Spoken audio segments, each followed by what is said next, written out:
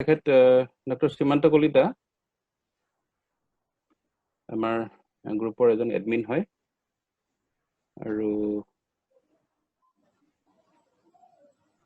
তেওঁ বিশেষকৈ wild life সেকশনত কাম কৰে গতিকে আজি তেওঁ আমাৰ আগত ৱাইল্ড লাইফ ফটোগ্ৰাফিৰ বিষয়ে অলপ আলোচনা আগবঢ়াব Thank you, Rada. সকলোকে সম্ভাষণ জনাই আগবাঢ়িব ওলাইছো বিশেষকৈ আমি ৱাইল্ড লাইফ ফটোগ্ৰাফি কথাই পাতিম ফটোগ্ৰাফি বেসিক্স খিনি হিদিনা দাদাই কৈছে গতিকে সেইখিনি মাজত কৰবাত কিবা প্ৰসংগত যদি ওলাই কাৰবাৰ কিবা বিশেষ সুধিবলগীয়া থাকে তেতিয়া যাম নহলে সেইখিনি যিমান পাৰো নাযাবলৈ চেষ্টা কৰিম কাৰণ সময় আমাৰ ইমান বেছি নহব আৰু মাজত এটো প্ৰেজেন্টেশনৰ মাজতে যদি আমি নেক্সট আৰু এটা লিংক ক্ৰিয়েট কৰিব লগা হয় কিবা কাৰণত যদি জুমে এক্সটেনশন নিদিয়ে টাইম লিমিট 40 মিনিটত কাট কৰে তেতিয়া হলে আমি আৰু এটা লিংক ইয়াতে চ্যাট বক্সত শেয়াৰ কৰি দিম বা গ্ৰুপতো শেয়াৰ কৰি দিব যেতিয়া তেতিয়া হেতু লিংকত আমি কন্টিনিউ কৰিম আমি এটো প্ৰেজেন্টেশনত আমি কি চাবলৈ বিচাৰিছো বা এই সেশনটোত আমি কি কথা আলোচনা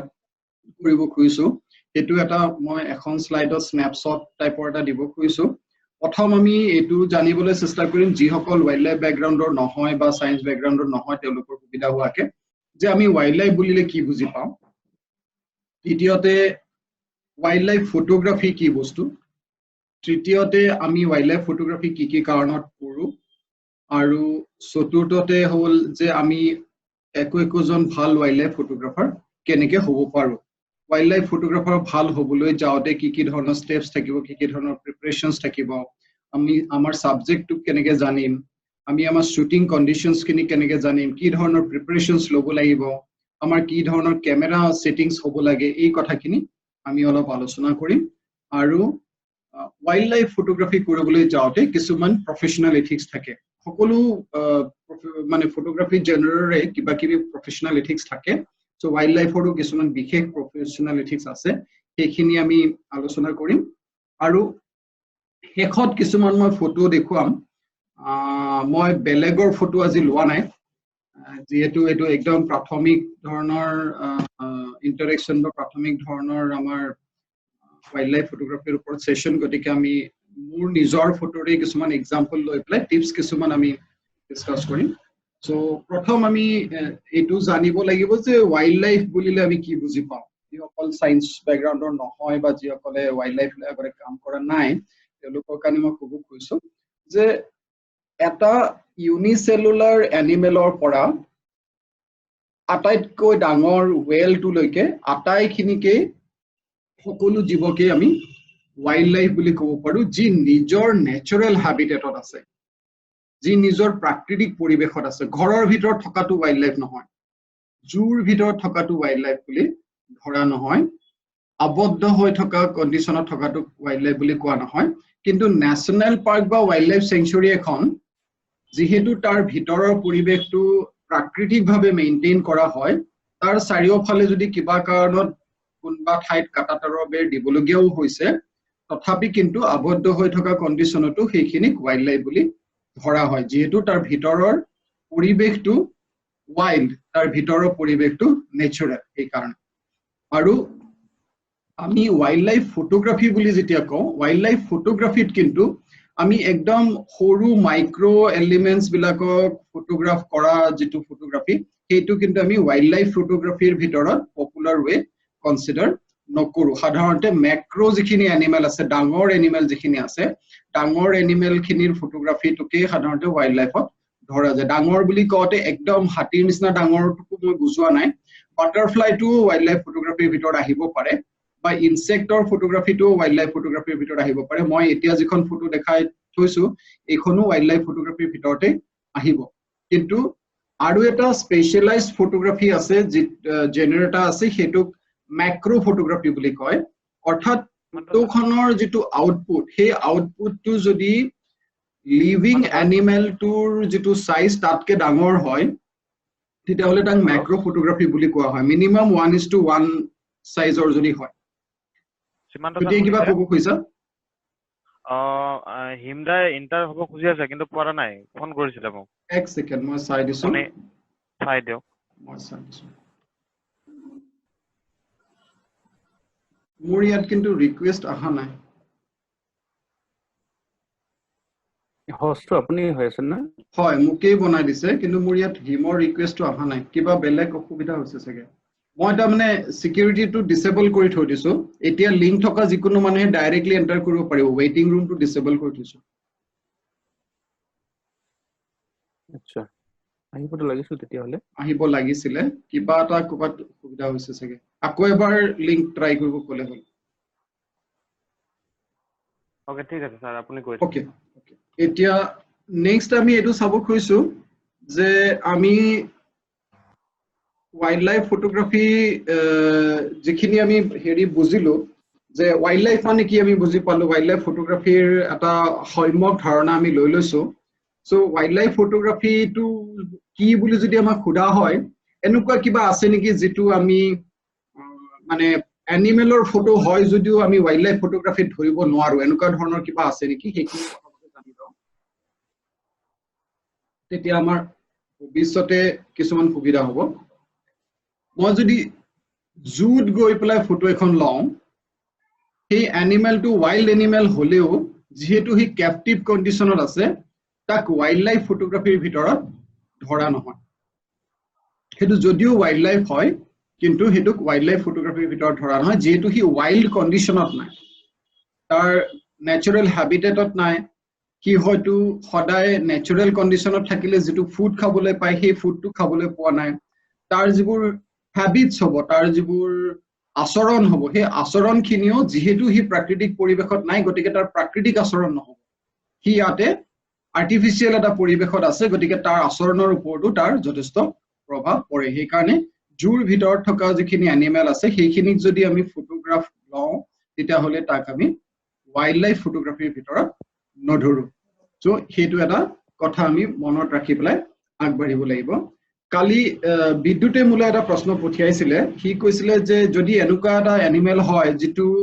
ন্যাচাৰাল কন্ডিশনত অলৰেডি এক্সটিংক্ট হৈ গৈছে অকল জুটেই আছে আবদ্ধ হৈ পেলাই তেতিয়া হলে তাক আমি ওয়াইল্ড লাইফ ফটোগ্ৰাফিত ধৰিম নে নাই হেতু ক্ষেত্ৰটো মানে ইন্টাৰনেশনাল ফটোগ্ৰাফি হেৰি যেটো ফেডাৰেশন আছে ইন্টাৰনেশনাল ফটোগ্ৰাফি ফেডাৰেশনৰ গাইডলাইনটো খুবেই ক্লিয়াৰ যে জুৰ ভিতৰত থাকিলে তাক আমি ওয়াইল্ড লাইফ ফটোগ্ৰাফিৰ ভিতৰত ধৰিব নোৱাৰো যদিও বা হি মানে একেবাৰে কোনো বেলেগ ঠাইত পোৱা নাযায় অকল জুটেই পোৱা যায় তেতিয়া হেতু ফটো জাৰ্নালিজমত যাব পাৰে বা ডকুমেন্টেশনৰ ক্ষেত্ৰত অন্য কিবা জেনাৰত যাব পাৰে কিন্তু ওয়াইল্ড লাইফ ফটোগ্ৰাফিৰ যদি কম্পিটিশন হয় বা ইন্টাৰনেশনাল নেশনাল সেলুন হয় তাত কিন্তু জুৰ ফটোগ্ৰাফখন একসেপ্টেড নহব এইখন এখন ফটো নহব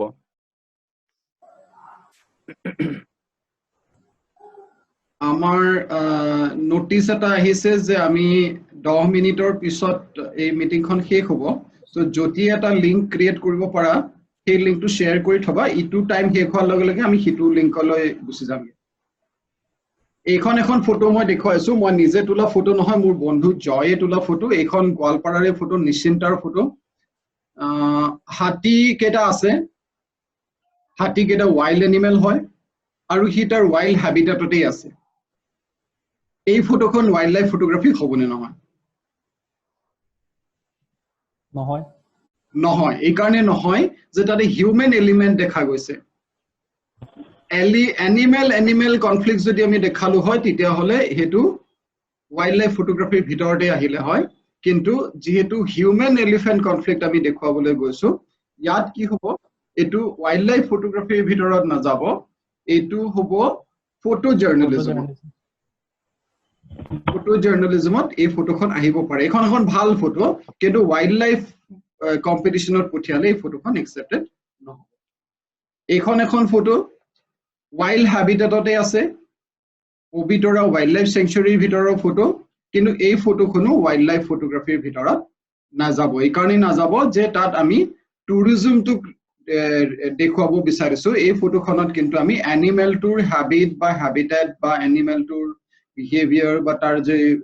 ফিজিক্যাল স্ট্ৰাকচাৰ হেতুক কিন্তু আমি আপহোল্ড কৰা নাই ইয়াত এটা বেলেগ ফেনোমেনন হে আপহোল্ড হৈছে এখন ফটো মই বহুত বছৰ আগতে পবিতৰাত লৈছিলো এই ফটোখন ফটো জাৰ্নালিজমত যাব পাৰে এডভাৰটাইজিংৰ কাৰণে এই ফটোখন যাব পাৰে কিন্তু এই ফটোখন ওয়াইল্ড লাইফ ফটোগ্ৰাফিৰ ভিতৰত ধৰা নহয় এইখন এখন photo wild species eta wild snake edal cobra aru snake armare jetia tak loi pelai ghuri furise hi wild habitat ro pra ulai ahi pelai manuhor logot thakise gotike ei photo khono photo journalism ot jabo pare ba travel photo jabo pare kintu ei photo khon wildlife photography na jabo etia next আমি sub কইছো যে আমি wildlife photographer কি কারণত হবো বিচাৰো আমি কি কাৰণত ওয়াইল্ডলাইফ ফটোগ্ৰাফি কৰো আমি ওয়াইল্ডলাইফক এপ্ৰিশিয়েট কৰিবৰ কাৰণে তাৰ যেটো বিউটি থাকে তাৰ যেটো নেচাৰেল যেটো লুক থাকে হেতুক এপ্ৰিশিয়েট কৰিবৰ কাৰণে আমি ওয়াইল্ডলাইফ ফটোগ্ৰাফি কৰো এটো হল তাৰ এনিমেল খিনিৰ এটা এস্থেটিক ভ্যালু যেটোক আমি wildlife photography মাধ্যমেৰে মানুহৰ আগত ৰাখিবলৈ চেষ্টা কৰো আৰু মানুহে এটো চাই ভাল পায় আপলোড হয় দ্বিতীয় কথাটো হৈছে যে আমি wildlife photography মাধ্যমত তাৰ বিহেভিয়ৰটো ধৰি ৰাখিব পাৰো তাৰ বিহেভিয়ৰটো আমি ষ্টাডি কৰিব পাৰো যে হি খাদ্য কেনেকৈ খায় হি পানী কেনেকৈ খায় হি দৌৰে কেনেকৈ হি শিকাৰ কেনেকৈ কৰে হি ফুলত বহি মৌ কেনেকৈ চুহে এই ধৰণৰ কথাবিলাক তাৰ বিহেভিয়ৰাল এসপেক্ট বিলাক যদি ফটোখনত ফুটি উঠে এটো বিহেভিয়ৰাল ষ্টাডি পইণ্ট অফ ভিউৰ পৰা ইম্পৰ্টেন্ট হয় আৰু হেতু আমি ওয়াইল্ডলাইফ ফটোগ্ৰাফিৰ মাধ্যমেৰে কৰো তৃতীয়টো হৈছে যে আমি ওয়াইল্ডলাইফ ফটোগ্ৰাফিৰ মাধ্যমেৰে আমি কনজাৰ্ভ কৰিব বিচাৰিছো প্ৰকৃতিক সুৰক্ষা দিবলৈ বিচাৰিছো হেতুৰ কাৰণেও আমি ওয়াইল্ডলাইফ ফটোগ্ৰাফি কৰো আৰু এই কনজাৰভেশনৰ যেটো এসপেক্ট হে এসপেক্টটোৱে আমাৰ কাৰণে জিপিএছৰ কাৰণে আটাইতকৈ ইম্পৰ্টেন্ট এসপেক্ট আমি জিএই কৰি আছো ফটোগ্ৰাফিৰ মাধ্যমেৰে হেয়া ওয়াইল্ড লাইফে হক হেয়া আমাৰ কালচাৰাল হেৰিটেজে হক হে গুটেইখিনি কিন্তু আমাৰ বিহাইন্ড দ্য মাইন্ড আমি কিন্তু কনজাৰভেশনটো মগজুত ৰাখি পাই আগবাঢ়ি আছো নেক্সট চতুৰ্থ কথাটো হৈছে যে আমি কিছুমান কথা ডকুমেন্ট কৰিবৰ কাৰণে ওয়াইল্ড লাইফ ফটোগ্ৰাফি কৰো বিহেভিয়ৰ টু হয় বিহেভিয়ৰৰ উপৰিও কেতিয়াবা কিছুমান এনেকুৱা এসপেক্ট থাকে যে সেই পাৰ্টিকুলাৰ বস্তুটো গোৱালপাৰাত পায় নে নাপায় সেই পাৰ্টিকুলাৰ বস্তুটো অসমত পায় নে নাপায় তাৰ যেটো ডকুমেন্টেশন হ'ব এটা সাইন্টিফিক জিওগ্ৰাফিক্যাল ডিস্ট্ৰিবিউশন ৰেকৰ্ড হ'ব এনেকুৱা ধৰণৰ কথাবিলাকৰ কাৰণেও আমি ওয়াইল্ডলাইফ ফটোগ্ৰাফি কৰো আমি যেনেকে কিছুদিন আগতে জিপিএছৰ দল এটা গৈ পেলাই চান্দুকিত আমি হুলক গিবনৰ ৰেকৰ্ড কৰিছো যেটো গুটে অসমৰ মিডিয়াই পাবলিসিটি দিছে that was more of a documentation type of wildlife photography যেটো ফটোগ্ৰাফিত হয়তো সেই ফটোখন আমি যদি আজি কোনবা ম্যাগাজিনক বিক্ৰী কৰিব খুজু হয়তো নহব পাৰে কাৰণ ফটোখন ইমান স্পষ্ট ফটো নহয় কিন্তু সেই ফটোখন ইমান চৰ্চিত হৈছিল কাৰণ তাত যে হুলক গিবন পাই সেই কথাটো প্ৰথমবাৰৰ কাৰণে ডকুমেন্ট কৰা হৈছিল সো সেইটো এটা ভ্যালু আছে ওয়াইল্ডলাইফ ফটোগ্ৰাফি যে আমি কিছুমান কথা ওয়াইল্ডলাইফ ফটোগ্ৰাফিৰ মাধ্যমেৰে ডকুমেন্টেশনলৈ আন আৰু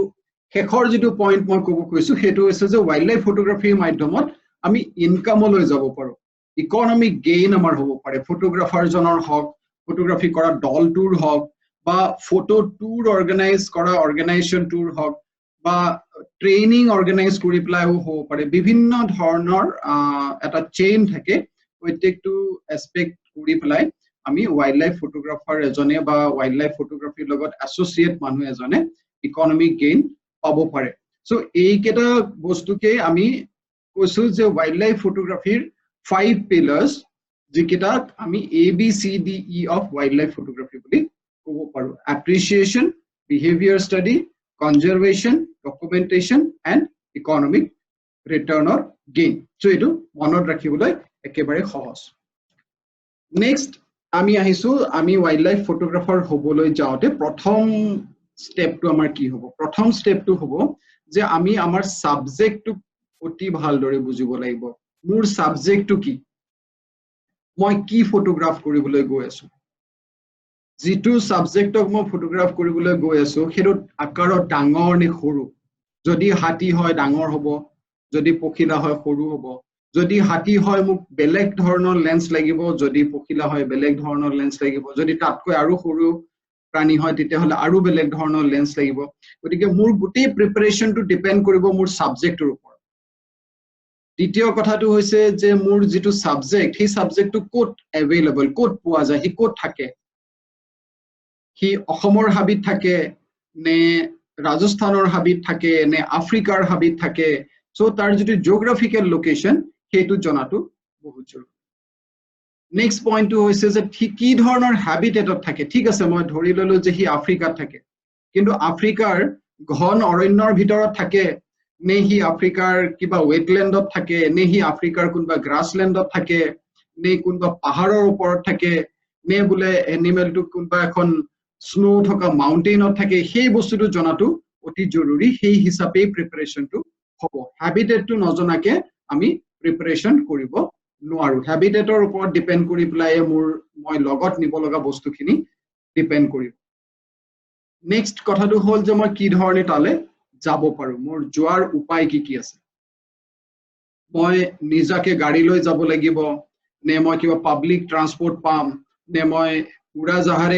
জাহাজেৰেহে মাত্ৰ তালৈকে যাব পাৰি নে ৰেলেৰে যাব পাৰি এই কথাখিনিও আমি ৰিসাৰ্চ কৰি ল'ব লাগিব যে মই কেনেকে সেই ঠাইলে যাব পাৰিম কোনে নিব পাৰে কিবা কন্ডাক্টেড টুৰ তালৈকে আছে নেকি এই এনিমেলটো মই ফটোগ্ৰাফ কৰিবলৈ যাওঁতে মোৰ কিবা প্ৰায়ৰ বুকিংৰ দৰকাৰ হ'ব নেকি মই কিবা পাৰমিশন লবৰ প্ৰয়োজন হ'ব নেকি যেহেতু মই ওয়াইল্ড লাইফৰ কথা কৈ আছো ওয়াইল্ড হয়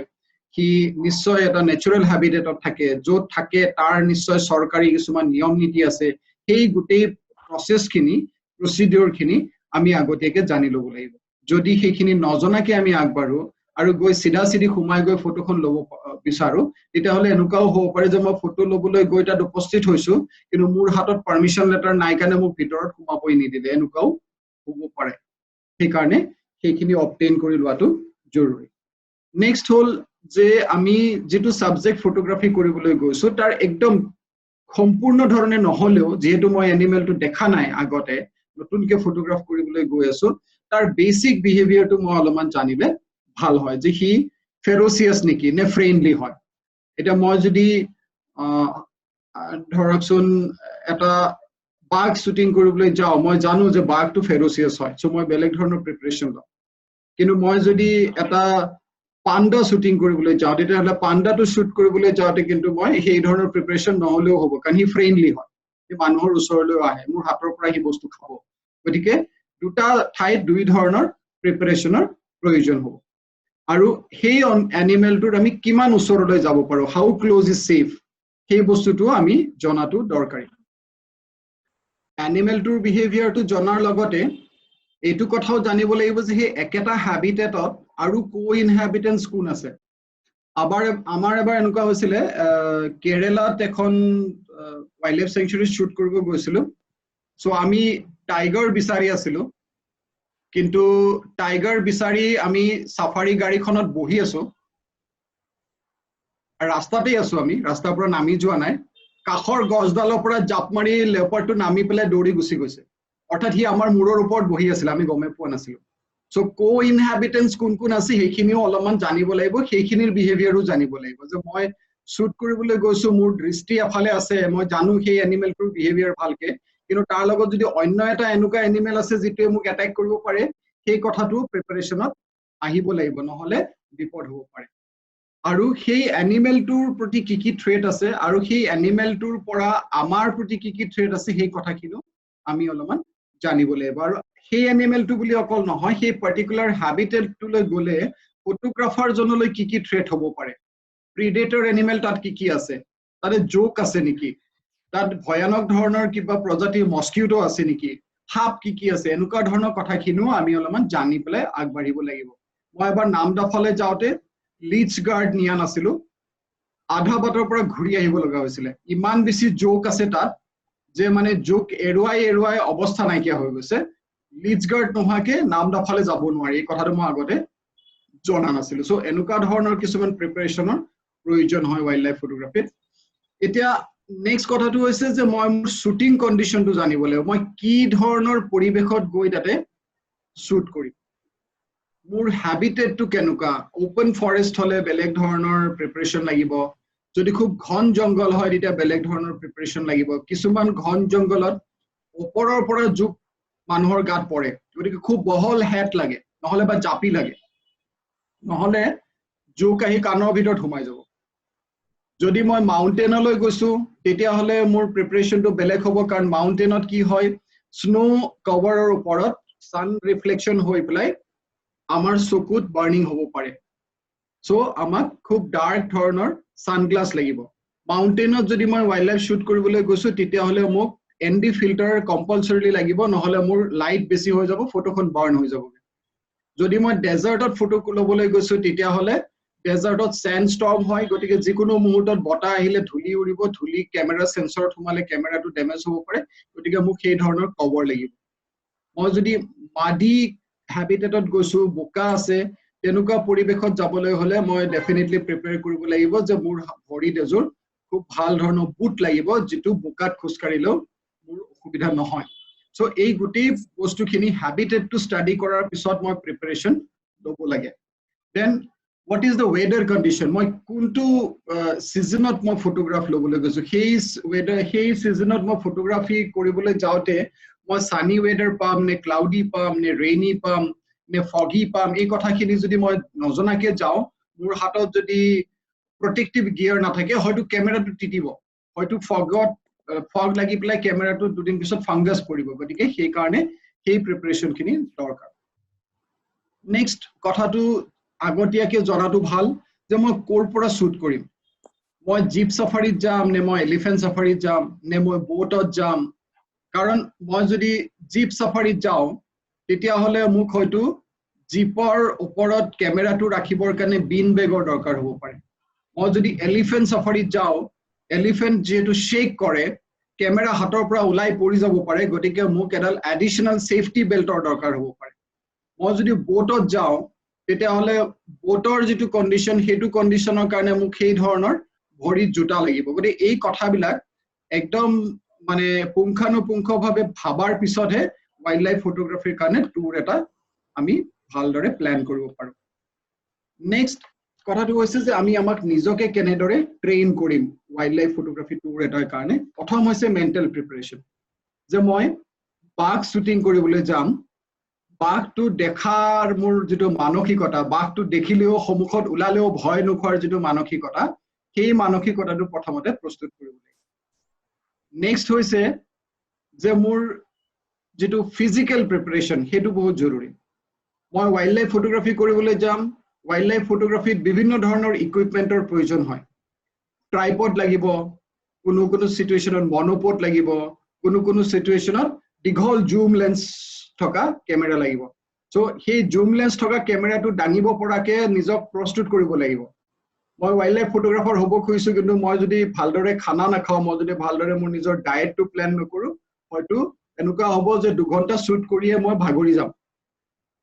whereas মোৰ গোটেই দিনটো যদি মই শুট কৰিব পাৰো মই হয়তো বেটাৰ ফটোগ্ৰাফ পাম গতিকে সেই কথাবিলাকো প্ৰস্তুতিত আহি যায় ব্যাকগ্ৰাউণ্ড ৰিসাৰ্চৰ কথাটো আমি অলৰেডি কৈছো ফটোগ্ৰাফি স্কিলৰ সম্পৰ্কে আমি এতিয়া অলপ পিছত আলোচনা কৰিম knowledge on health and first aid এইটো এটা ইম্পৰ্টেন্ট বস্তু ওয়াইল্ড লাইফ ফটোগ্ৰাফিৰ প্ৰিপাৰেচনৰ কাৰণে যে মোৰ ফাৰ্ষ্ট এইড কি হ'ব মোৰ যেটো কন্ডিশনত মই যাবলৈ ওলাইছো সেইটো কন্ডিশনত তাতে কি ধৰণৰ ৰিস্ক হ'ব পৰা পসিবিলিটি আছে স্নেক বাইট হ'ব পৰা পসিবিলিটি থকা জায়গাত গলে ওয়াইল্ড লাইফ ফটোগ্ৰাফাৰ সকলে এন্টিভেনম লগত ৰাখে ডিপ ফৰেষ্টত গলে ওয়াইল্ড লাইফ ফটোগ্ৰাফাৰ সকলে লগত এন্টি এলাৰ্জিক টেবলেট ৰাখে যাতে কিবা গছৰ পৰা এলাৰ্জি হৈ খজুৱতি হলে বা কিবা বেলেগ ধৰণৰ প্ৰবলেম হলেও যাতে লগে লগে এটা এন্টি এলাৰ্জেন খাই পেলাই তাৰ পৰা মানুহজন বাছি আহিব পাৰে নোটবুক আৰু পেন্সিল সদায় লগত থাকিব লাগে আৰু সকলো কথা নোট কৰাৰ এটা হ্যাবিট কৰিব লাগে নহলে কি হয় কিছুমান কথা পিছত পাহৰি যোৱা যায় আৰু মই পেন্সিল বুলি লিখিছো এটো কথা মন কৰিব সাধাৰণতে আমি ওয়াইল্ড লাইফ ফটোগ্ৰাফাৰ সকলে আমি পেন ইউজ নকৰো পেন ইকাৰণে ইউজ নকৰো যদি হাই অল্টিটিউডত যাও পেন লিক কৰিব যদি পেনটো পানীত পৰি যায় সেই পেনটো আনইউজেবল হ'ব কিন্তু পেন্সিল এডাল যিকোনো অল্টিটিউডতে ফাংশনাল হৈ থাকে পানীত পৰি গলেও ফাংশনাল হৈ থাকে লগত খালি এটা শাৰ্পনাৰ লৈ যাব গতিকে হেতু এটা খুব মানে ইম্পৰ্টেন্ট পইণ্ট পেন নিনিব পেন্সিল নিব কিবা ড্ৰ কৰিব লাগিলেও পটাককে স্কেচ এটা আঁকি আনিব পৰা যায় আৰু কেতিয়াবা এনেকুৱা হয় কিছুমান কন্ডিশনত যে আমি এটা এনিমেলে এটা গছৰ পাত খাই থকা দেখিলো আমি গছৰ পাতটো পালো কিন্তু যেহেতু ওয়াইল্ড লাইফ সেঞ্চুৰী এখনৰ পৰা কোনো বস্তু লৈ আহাটো নিষিদ্ধ মই পাতটো লৈ আনিব নোৱাৰো কিন্তু মই যদি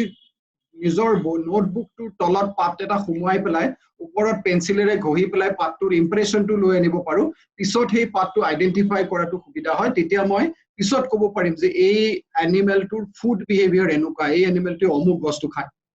সো এনেকুৱা ধৰণৰ কাৰণত আমাক পেন্সিলৰ প্ৰয়োজন হয়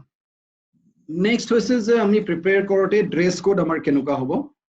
ড্ৰেছ কোড আমি এটা বস্তু দেখিছো যে ওয়াইল্ড লাইফ ফটোগ্ৰাফাৰ বুলি কোৱাৰ লগে লগে সকলোৱে কেমোফ্লেজ ইউনিফৰ্ম পিন্ধিবলৈ এটা আগ্ৰহ প্ৰকাশ কৰে বা তেনেকুৱা ধৰণৰ ক্ৰেজ এটা আছে জৰুৰী নহয় যে সদায় আমাক কেমোফ্লেজ ড্ৰেছটোৱে লাগিব ফৰেষ্টৰ কেমোফ্লেজ ড্ৰেছটো সকলো সময় নালাগিব পাৰে মই কোনটো পৰিৱেশত যাম তাৰ ওপৰত ডিপেন্ড কৰে মই যদি পবিতৰালৈ গৈছো তাত মোক কেমোফ্লেজ ড্ৰেছটো নহলেও চলিব কাৰণ তাত ফৰেষ্ট এজ সাচ কম গ্ৰাছলেণ্ড বেছি সো তাতে যেটো ম্যাচিং ধৰণৰ কালাৰ হ'ব অলপমান ডাল ব্ৰাউন টাইপৰ কালাৰ হলেও তাত চলি যাব তাতে কেমোফ্লেজ কালাৰটো নহলেও হ'ব মই যদি ডেজাৰ্টত শুট কৰিবলৈ যাওঁ তেতিয়া হলে ব্ৰাউন কালাৰটো বেছি প্ৰিফাৰ মই যদি ওপেন স্ক্ৰাব ফৰেষ্টত যাওঁ তেতিয়া হলে ব্ৰাউন কালাৰৰ ওপৰত মাৰ্কিং থকা ড্ৰেছ হলে বেছি প্ৰিফাৰেবল কিন্তু অসমৰ যদি হাবি এখনত যাওঁ কাজিৰঙাত যদি যাওঁ মানসত যদি যাওঁ তেতিয়া কিন্তু কেমোফ্লেজ কালাৰটো হলে বেছি ভাল আৰু অকল কেমোফ্লেজ কালাৰটো নিজৰ ইউনিফৰ্মটো বুলি নহয় এনেকি কেমেৰা লেন্সটো এনেকে যদি কেমোফ্লেজ কালাৰত কভাৰ কৰি ল'ব পাৰি মোৰ ইমেজটো যদি দেখিছে আপোনালোকে তেতিয়া হলে গম পাব মই কেমেৰাটোও তেনেকে কেমোফ্লেজ কালাৰৰ কভাৰেৰে কভাৰ কৰি লওঁ সাধাৰণতে বিশেষকৈ কেতিয়া দৰকাৰ হয় যদি আমি চৰাই শুট কৰিব লাগে চৰাই খুব স্মাৰ্ট হয় আৰু সৰু চৰাই দূৰৰ পৰা ফটো ল'ব নোৱাৰি ওচৰলৈ যাবলগীয়া হয় ইভেন ডাঙৰ লেন্সৰ কেমেৰা হলেও ওচৰলৈ যাবলগীয়া হয় তেতিয়া ওচৰলৈ যোৱাৰ লগে লগে হি যদি কালাৰটো মেচ নহয় অলপমানো যদি এনভাইৰনমেন্টৰ পৰা বেলেগ কালাৰৰ কিবা তাৰ ওচৰলৈ আহা যেন পাই হি লগে লগে উৰি গুচি যায় নেক্সট হৈছে ফুটৱেৰ কি ল'ম আমি জোতা কি পিন্ধিম সেইটো আকৌ সেই হেবিটেটটোৰ লগত মিলাই পেলাই যাব লাগিব কৰবাত হয়তো আমাক ট্ৰেকিং শু লাগিব কৰবাত হয়তো আমাক পানীত যোৱা বুট লাগিব কৰবাত স্নো থকা এৰিয়াত গলে আকৌ স্নো বুট লাগিব সো এই ধৰণৰ কথাবিলাক প্ৰয়োজন আছে কিন্তু কোনো ক্ষেত্ৰতে হাৱাই চেন্ডেল প্ৰিফাৰেবল নহয় কাৰণ হাৱাই চেন্ডেল তলৰটো সফট ৰাবাৰ থাকে আৰু ওয়াইল্ড পৰিবেশলৈ যোৱাৰ লগে লগে তলত যদি কিবা গছৰ কাইট থাকে বা ভঙা বটল থাকে বা কিবা থাকে হি ফুটি পেলাই ভিতৰত তল ফালেৰে ভৰিখন ইনজুৰ কৰা পসিবিলিটি থাকে এই কাৰণে আমি কোনো পৰিবেশতে হাৱাই চেন্ডেলটো প্ৰিফাৰ নকৰো অলপমান টান সোলৰ জোতা হলেই ভাল হয় হেড গিয়াৰ টুপি বিভিন্ন পৰিবেশত বেলেগ বেলেগ টুপি দৰকাৰ হয় মই আগতে লিডছ গাৰ্ডৰ কথা কৈছো সানগ্লাছৰ কথা কৈছো স্নো এৰিয়াত ৰেইনৰ কথা কৈছো কিছুমান পৰিবেশত বেছি ৰেইনি এৰিয়াত যদি শুট কৰিবলৈ যাব লগা হয় এনেকি কেমেৰাৰ কাৰণেও ৰেইন গাৰ্ড ল'বলগীয়া হয় ৰেইন গাৰ্ড মানে এইটো নহয় বজাৰত কিনা ৰেইন গাৰ্ডে হ'ব লাগিব ট্ৰান্সপাৰেন্ট পলিথিনেৰে এটা নিজেও ৰেইন গাৰ্ড বনাই ল'ব পাৰি নেক্সট হৈছে যে আমি আমাৰ লগত ওয়াইল্ড লাইফ ফটোগ্ৰাফিৰ কাৰণে কি ধৰণৰ কেমেৰা আৰু এক্সেসৰিজ ৰাখিম কেমেৰা বডিটো বেটাৰি সাফিচিয়েন্ট এই কাৰণে সাফিচিয়েন্ট বুলি কৈছো যে ওয়াইল্ড লাইফ ফটোগ্ৰাফিত বহুত সময়ত কি হয় ইমান অ্যাকশন চলি থাকে ইমান ড্ৰামেটিক হয় ওয়াইল্ড লাইফ ফটোগ্ৰাফি যে এদিনত সাধাৰণতে 1000 কপিতকে কম ফটোটো লোৱা নাযায় মই যদি কাজিৰঙাৰ ভিতৰত সোমাও মিনিমাম 1000 শুট মই কৰিম বিভিন্ন পৰিবেশত গতিকে 1000 শুটক সাপোৰ্ট কৰিবৰ কাৰণে এটা বেটাৰিৰে কভাৰ নহয়গে কোনো কেমেৰাতে এটা বেটাৰিত 1000 শট কভাৰ কৰিব নোৱাৰে সেই কাৰণে এক্সট্ৰা বেটাৰিৰ প্ৰয়োজন হয় কেমেৰা আৰু এক্সট্ৰা মেমৰি কাৰ্ডৰ প্ৰয়োজন হয় কাৰণ মেমৰি কাৰ্ড শেষ হৈ যায় নহলে এনেকুৱা হয় এটা ওয়াইল্ড লাইফ টুৰত গৈছো মোৰ লগত আৰু দুজন ফটোগ্ৰাফাৰ আছে একেটা সিনে তেও পাইছে ময়ো পাইছো তেও ধুনিয়া ফটো এখন লৈ আহিছে মই কিন্তু বেটাৰি শেষ হোৱাৰ কাৰণে ফটো নলৈ শেষত বহি থাকিব লগা হ'ল বা মোৰ কাৰ্ড শেষ হৈ গ'ল কাৰণে বহি থাকিব লগা হ'ল সেইটো পৰিবেশ ওয়াইল্ড লাইফ ফটোগ্ৰাফিত খুব সঘনাই হয় নেক্সট হল আমি ওয়াইল্ড লাইফ ফটোগ্ৰাফিৰ কাৰণে কি ধৰণৰ লেন্স বা ফিল্টাৰ লওঁ মই নেক্সট আৰু এখন স্লাইডত লেন্সৰ কথা লৈ ডিটেইলত আহিম কিন্তু লেন্স আৰু ফিল্টাৰ খিনি আমি যাতে ক্লিন কৰি ভালদৰে নিজৰ বেগত ভৰাই লওঁ হেতু মই এইটো স্টেপত কৈ থৈ দিছো নেক্সট বহুত পৰিবেশত ওয়াইল্ড লাইফৰ কাৰণে আমাক ট্ৰাইপড বা মনোপড লাগে কাৰণ শুটিং কন্ডিশনটো এনেকুৱা থাকে য'ত আমি ট্ৰাইপড বা মনোপড নোহোৱাকে হয়তো চলিব নোৱাৰো অসুবিধা হয় বিশেষকৈ যদি জুম লেন্স থাকে জুম লেন্সটো 2 ঘণ্টা শুট কৰাৰ পিছত হাতৰ বিষ উঠা আৰম্ভ হ'ব ট্ৰাইপডত লৈ পেলাই শুট কৰিলে হয়তো সেই প্ৰবলেমটো কমিব গোটেই দিনটো সকলো পৰিবেশতে ট্ৰাইপড বা মনোপডৰ প্ৰয়োজন নহয় কিন্তু কিছুমান ঠাইত য'ত আমি স্থিৰ অৱস্থাত থাকিবলৈ সুবিধা পাওঁ তাতে ট্ৰাইপড বা মনোপড ইউজ কৰিলে এটাটো হ'ল আমাৰ নিজৰ এনাৰ্জিটো সেভ হয় দিনটোৰ কাৰণে দ্বিতীয়তে হ'ল ফটোৰ শাৰ্পনেছ পোৱা যায় হাতত লৈ উঠা ফটো এখন যিমান শাৰ্প হ'ব ট্ৰাইপড বা মনোপডত লৈ উঠা ফটোখন তাতকে বহুত শাৰ্প হয় আমি এটলিষ্ট 1 stop আমি shutter speed বঢ়াই দিব পাৰো বা কমাই দিব পাৰো সৰি সো হেতু এটা ডাঙৰ এডভান্টেজ ট্ৰাইপড বা মনোপড ইউজ কৰা নেক্সট হৈছে যে আমাক ফিল্ড গাইড বুক এখন লগত হলে ভাল হয় হেতু এৰিয়া সম্পৰ্কে ইনফৰমেশন থকা যিকোনো কথা চাবৰ কাৰণে এন্টিভেনম এন্টি এলাৰ্জেনৰ কথা মই আগতে কলো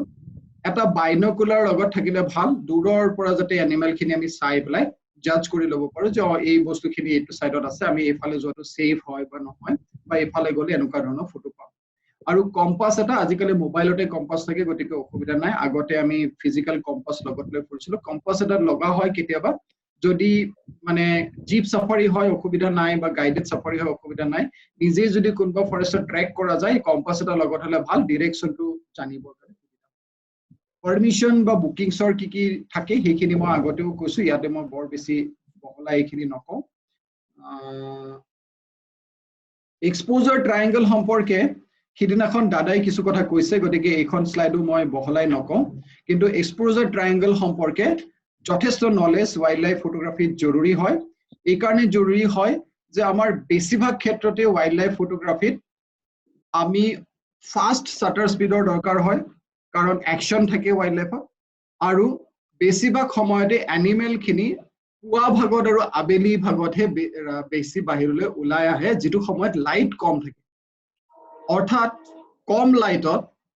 ফাস্ট শাটাৰ স্পিড যাব লাগিব কম লাইটত ফাস্ট শাটাৰ স্পিড যোৱাটো খুবেই ৰিস্কি আৰু হেতু সময়ত আমি আইএসও বঢ়াবলগীয়া হয় কিমান আইএসও আমি বঢ়াব পাৰিম কিমান আইএসওত আমি গৈ পেলাই ফটোখন ভাল এটা ফ্ৰিজিং মুভমেন্ট পাব পাৰিম যাতে ফটোখন ব্লাৰ নহয় অথচ ফটোখনত আমি সাফিশিয়েন্ট লাইটও পাও এই দুইটা বস্তু জনাটো প্ৰ্যাকটিছৰ লগত লাহে লাহে ডেভেলপ কৰে গতিকে হেতু খুবেই এটা ইম্পৰ্টেন্ট এসপেক্ট মই জেনাৰেলি কি কৰো যিকোনো এটা হ্যাবিটেটত গৈ লাইটটো প্ৰথমতে চাও আৰু হেতু লাইটত মই কিমান আইএসওত শুট কৰিলে মই এখন ডিসেন্ট ফটো পাম মই হেতু প্ৰথমতে ডিসাইড কৰো আইএসওটো মই প্ৰথমতে ডিসাইড কৰো আৰু আইএসওটো ডিসাইড কৰাৰ পিছত পৰৱৰ্তী পৰ্যায়ত যদি মোক কিবা কাৰণত শাটাৰ স্পিড সাংঘাতিক ধৰণৰ হাই লাগে যেটো হাই শাটাৰ স্পিড হয়তো মই আইএসও হিমানখিনিত থাকিলে নাপাম তাতকে বঢ়াবৰ প্ৰয়োজন আছে তেতিয়াহে মই আইএসও বঢ়াবলৈ চেষ্টা কৰো আদাৰৱাইজ মই আইএসওটো যিমান পাৰো মিনিমাম ৰাখিবলৈ চেষ্টা কৰো কাৰণ আইএসওটো কম থাকিলে ফটোখন অতি স্পষ্ট আৰু ডিসেন্ট ফটো আহে যিমানে আইএসও বাঢ়িব হিমানে ফটোখনত গ্ৰেইনস বেছিকে আহিব নয়েজ বেছিকে আহিব ফটোখন পিছত গৈ পেলাই কামত নাহে কোনো বিক্ৰী নহয় কোনো লব নিবিচাৰে ফটোখন চাইও ইমান এটা প্লিজিং নহয় কি শুটিং মোডত আমি ওয়াইল্ড লাইফ ফটোগ্ৰাফ কৰি এটো প্ৰশ্ন খুব কমনলি পাও মই যেতিয়া ট্ৰেইনিং কৰো নতুন ফটোগ্ৰাফাৰ সকলে খুদে যে স্যাৰ আপনি ওয়াইল্ড লাইফ ফটোগ্ৰাফিত কি মোড ইউজ কৰে তেনেকুৱা কোনো নিৰ্দিষ্ট কথা নাই বেলেগ বেলেগ পৰিবেশত বেলেগ বেলেগ মোডত যাবলগীয়া হয় কোনটো পৰিবেশত কি মোডত যাম সেই কথাটো এক্সপেৰিয়েন্সৰ লগত আহিব কিন্তু তাৰ কিছুমান বেসিক থাম্ব ৰুল আছে কিন্তু বেসিক থাম্ব ৰুল খিনি সকলো সময়তে এপ্লিকেবল হ'ব বুলি কোনো গ্যাৰান্টি নাই যদি আৰম্ভণি কৰি আছো একো বৰ বেছি নাজানো ফটোগ্ৰাফি সম্পৰ্কে মই এপাৰেচাৰ কন্ট্ৰোল কৰিবলৈ ভালকে শিকা নাই মই শাটাৰ কন্ট্ৰোল কৰিবলৈও ভালকে শিকা নাই মই আইএসও লৈ খেলিবলৈও ভালকে শিকা নাই তেতিয়া মই প্ৰিফাৰ কৰো যে প্ৰগ্ৰাম মোডত স্টাৰ্ট কৰক প্ৰগ্ৰাম মোডত গলে মোটামুটি আমি এটা ডিসেন্ট ফটো পাম ফটোখন পেলাই দিবলগীয়া ধৰণৰ নহয় মোৰলেস ভাল লাইট কন্ডিশন পাম হয়তো কৰবাত ব্লাৰ আহিব পাৰে হয়তো কৰবাত ডেপথ অফ ফিল আমি বিচৰা ধৰণৰ নাহিব পাৰে কিন্তু মোৰলেস এটা ভাল ফটো আমি পাম একদম বিগিনাৰৰ কাৰণে মই ক'ব খোজো যে আমি প্ৰগ্ৰাম মোডত আৰম্ভ কৰিব পাৰো কিন্তু অটোত আৰম্ভ কৰিবলৈ মই সাজেষ্ট নকৰো এই কাৰণে নকৰো অটোত কি হয় ইভেন ফ্লাশ 2 পৰ্যন্ত ক্যামেৰাটোৱে নিজে ডিসাইড কৰে মই ফ্লাশ 2 ডিসাইড কৰিব নোৱাৰো যে কোনটো সময়ত মোক ফ্লাশ লাগে কোনটো সময়ত ফ্লাশ নালাগে কিন্তু program মোডত যোৱাৰ লগে লগে মই ফ্লাশ 2 নিজে অফ কৰি থব পাৰো আৰু মই দৰকাৰ হলে ISO টো লৈ প্লাই অলপমান ইফাল খেলিব পাৰো গতিকে হেতু কাৰণে একদম বিগিনাৰ্ছৰ কাৰণে মই কৈছো প্ৰগ্ৰামত ষ্টাৰ্ট কৰিব পাৰি নেক্সট কথা হৈছে বাকি কেটা মোডত মই কেতিয়া যাম shutter priority মোডত মই কেতিয়া শুট কৰিম যেটো কন্ডিশনত সেই নিৰ্দিষ্ট সিনটোত অ্যাকশন আছে ফাস্ট কিবা হ'ব এনিমেলটো দৌৰিছে চৰাইটো উৰিছে মই চৰাইটোৰ উইংটো ফ্ৰিজ কৰিব খুজিছো বা দৌৰা পজিশনটো মই ফ্ৰিজ কৰিব খুজিছো তেতিয়া মই হাই শাটাৰ স্পিডত যাম তেতিয়া মই শাটাৰ প্ৰায়োৰিটি মোডত যাম কিন্তু যদি এনিমেলটো তেনুকা কোনো ফাস্ট মুভমেন্ট নাই তেতিয়া মই শাটাৰ প্ৰায়োৰিটি মোডত না যাও এটা ৰৈ থকা এলিফেন্ট শুট কৰিবলৈ বা এটা ৰৈ থকা ৰাইনো শুট কৰিবলৈ আমাক শাটাৰ প্ৰায়োৰিটি মোড না লাগে তেতিয়া মই কি কৰিম তেতিয়া মই এপাৰেচাৰ প্ৰায়োৰিটি মোডত যাম এপাৰেচাৰ প্ৰায়োৰিটি মোডত এই কাৰণে যাম যে এপাৰেচাৰ প্ৰায়োৰিটি মোডত মই ডেপথ অফ ফিল্ডটো কন্ট্ৰোল কৰিব পাৰো মই এপাৰেচাৰটো যিমান বঢ়াই যাম হিমানেই বেছি ডেপথ পাম মই ফটোখনত হিমানেই মই বেছি ক্লাৰিটি পাম অৰ্থাৎ মই যদি এটা ৰাইনো ফটো লৈছো আৰু ৰাইনোটোৰ পিছফালে থকা ফৰেষ্টখনো মোক ক্লিয়াৰলি লাগে তেতিয়া মই এপাৰেচাৰটো বঢ়াই গৈ থাকিম মই 8 11 16 এনেকে বঢ়াই গৈ থাকিম যেটো পইণ্টত মই ভাল এটা ক্লিন শট গুটেই হ্যাবিটেটটোৰ পাই আছো মই হয়তো সেই শটটো লবলৈ চেষ্টা কৰিম কিন্তু আনহাতে মই এনুকা বিচাৰিছো যে মই এটা চৰাই ফটো লম কিন্তু চৰাইটোৰ পিছফালে থকা জংগলখিনিয়ে ডিস্টাৰ্ব কৰি আছে মই জংগলখিনি ব্লাৰ কৰিব খুজিছো তেতিয়া মই এপাৰেচাৰটো কমাই আনিম তেতিয়া মই এপাৰেচাৰটো f4 ত ৰাখিম বা এপাৰেচাৰটো f3.5 ত ৰাখিম বা এপাৰেচাৰটো তাতকে কিছুমান লেন্সত আৰু তাতকে তলত যাব পৰা প্ৰয়োজন থাকে সব লেন্সত নাথাকে তেতিয়া মই এপাৰেচাৰ ভ্যালুটো হয়তো 2.8 লৈ লৈ যাম যিমানেই এপাৰেচাৰ ভ্যালুটো কমি আহিব হিমানেই ফটোখনৰ ডেপথটো কমি আহিব অকল এটা লেয়াৰত ফোকাস হ'ব অকল চৰাইটোৱে ক্লিয়াৰ হ'ব চৰাইটোৰ পিছফালে থকা গছ কেডাল ব্লাৰ হৈ যাব ফটোখন দেখিবলৈ ধুনীয়া লাগিব যেটো আমি ওকে বুলি কম এনেকি আমাৰ যি সকল ফটোগ্ৰাফাৰে পোৰ্ট্ৰেট ফটো কৰে তেওঁলোকেও বেছিভাগে এফ ভ্যালুটো কম ৰাখি প্লাই ফটো লয় যাতে অকল সাবজেক্টটো হে ক্লিয়াৰ আহে ব্যাকগ্ৰাউণ্ডটো যাতে ব্লাৰ হয় হেতু এটা